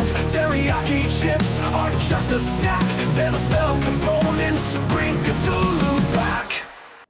I actually love that this. is insane. I love this a lot, actually. This is going in a great direction. Wow, that's great, Heath. This is the correct way to use AI. Yes, That was not what I was expecting at all. That's almost like early 2000s, like rock style. So awesome. What happened there? Right. So I've been experimenting, with the community. We talk a lot about, AI for creatives, and we talk about AI's role and all of that. But, we've been in our community really trying to talk about how we use it as creatives. And so I wrote those lyrics, and then I've been combining it with our footage, and then also some AI footage and stuff like that. So that's actually it's like 2.5 minutes. That's the first 43 seconds, but it's taken me a while to actually create. But it actually tells the whole story of trying to summon Cthulhu. The song lyrics even have them going to the 7-Eleven and getting ridiculed and stuff like that. So it goes through. My favorite shot is the aerial view of the big blowout concert crowd. Right? I know. So silly. Oh man, that is good stuff, man. And I'll just say this briefly, but AI is not going to replace people. It is a tool to be used by people, and the best AI comes from the way people use it. and we just witnessed a great usage of AI. That's Thank more you. words to say Thank what you. I just said. Yes. So I'm going to be working on it in the totally. future, and that'll be released on the Cultist YouTube channel. I think that one. That's great. I think that one sounds a little catchier too. I like the tune. Well, it might be. It might be. I'm getting better. I mean, I did the first one, which is the Cultist down the street, which is already on the YouTube channel. But it's the same thing. That was the first one. But then what do you do? Like, all right, here one. But so I'm intentionally trying to also push some of the AI techniques because I got a bunch of stuff to learn. I follow it, and I did some stuff, more than a year ago when I was like, now where am I? Where it's going on with AI? Can I use it to create some of the stuff that I want to create going forward? Okay, 18 months ago, not really. I did some things, and then about a year ago, or actually less than a year ago, I was doing some other trailers. I was like, all right, what can I do with it? Now I know, okay, it's not quite there. Now I'm actually thinking that some of the AI filmmaking is where it needs to be in order to actually do some of the other channels and tell some of the other stories that I really want to tell. So I'm deliberately trying to push myself in some of the techniques in order to be able to do things like Rabivania or Theophany or things like that. Because I think it's kind of crazy that we're getting right to the point where it's actually possible that maybe I can tell some of the stories I want to tell right here from my computer that I wouldn't otherwise be able to. But on the other hand, it's that I get to hear my computer more. Yeah. So we will see. So that's coming out. So that was a special preview. That is great. That was fantastic, Heath. I loved that. That was funny.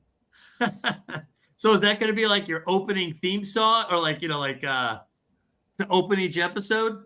Well, it could be Or like, end it? yeah, I don't know. I may end up having to use that for some of the countdowns and things like that we go on and things like that. We need a different theme song. I mean, Leon Sky's theme song, that one's also been clipped and put on the Cultist YouTube channel. But yeah, I don't know what to do with it, but I think it'd be fun. That's fantastic. I like it to put it out as something creative, but then also to kind of understand what the current state of the technology is and to push it as far as I can. So I'm learning. Perfect. That's a perfect use of it. Learn by do. Learn by doing. Yep. Yeah, but I remember even when I was on Discord for the first time messing with AI, at first it was like, oh my God, I type in this one sentence and these 4 pictures pop out. Holy cow. But then you're like, wait, well, now I've got a real vision. Now I want to go in there.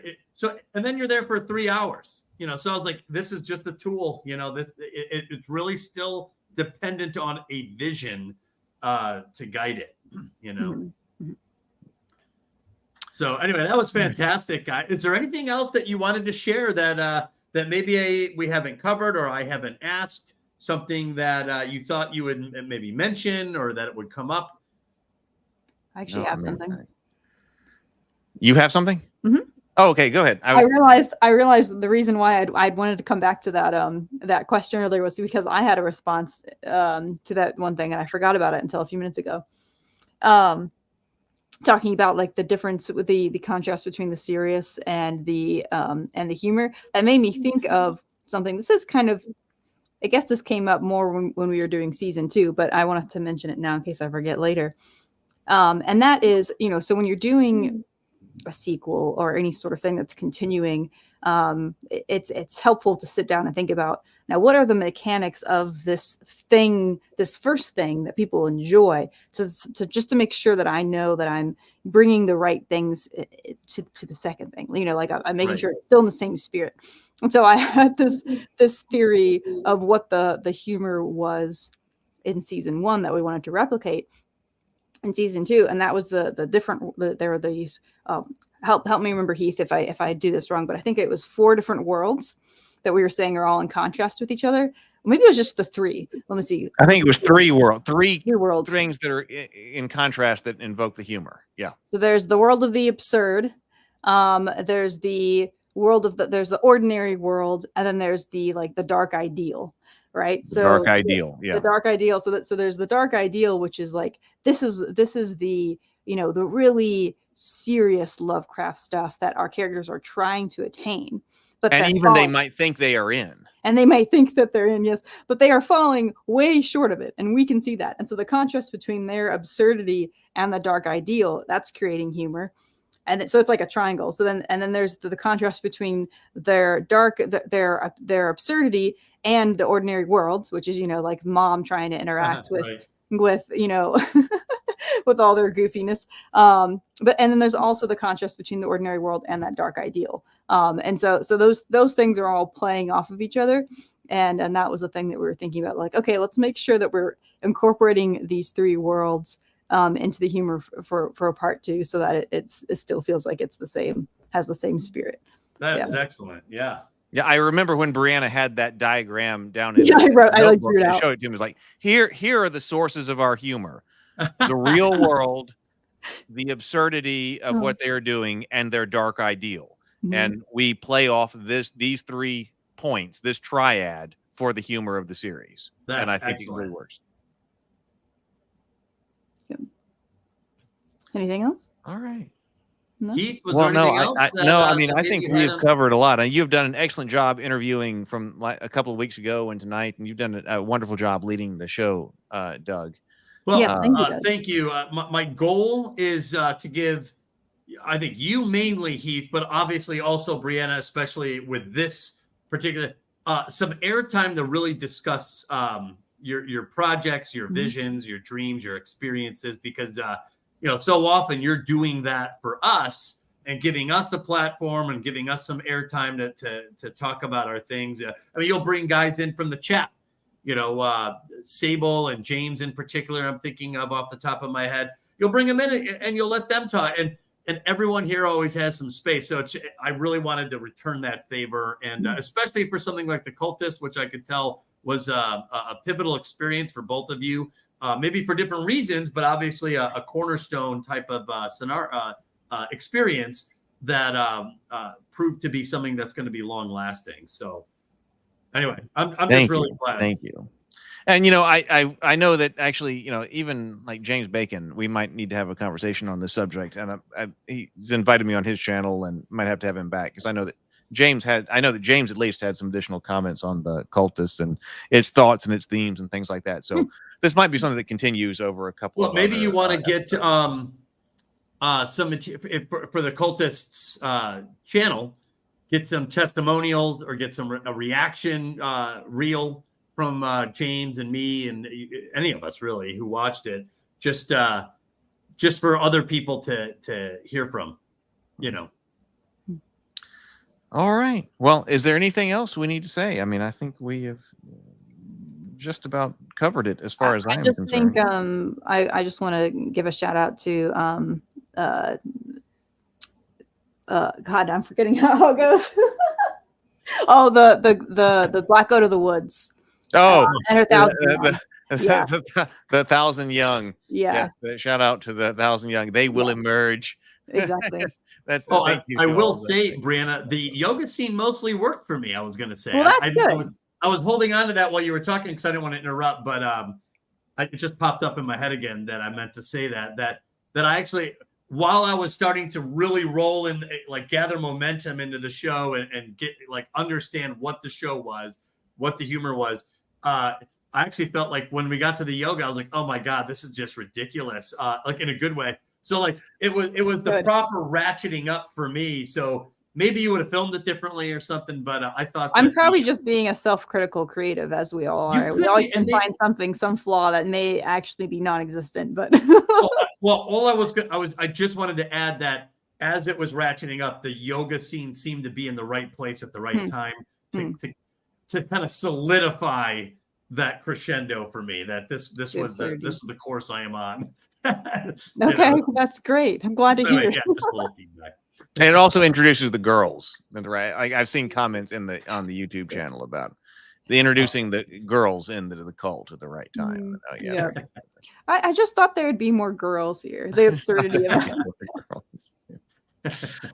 All right. Well, this was fantastic. I have been looking forward to this conversation for a long time. This was one's coming, and we did delay it by a couple of weeks, but that's fine. But this has been this has been long in coming, and I've really enjoyed it. So there'll be more to talk about it.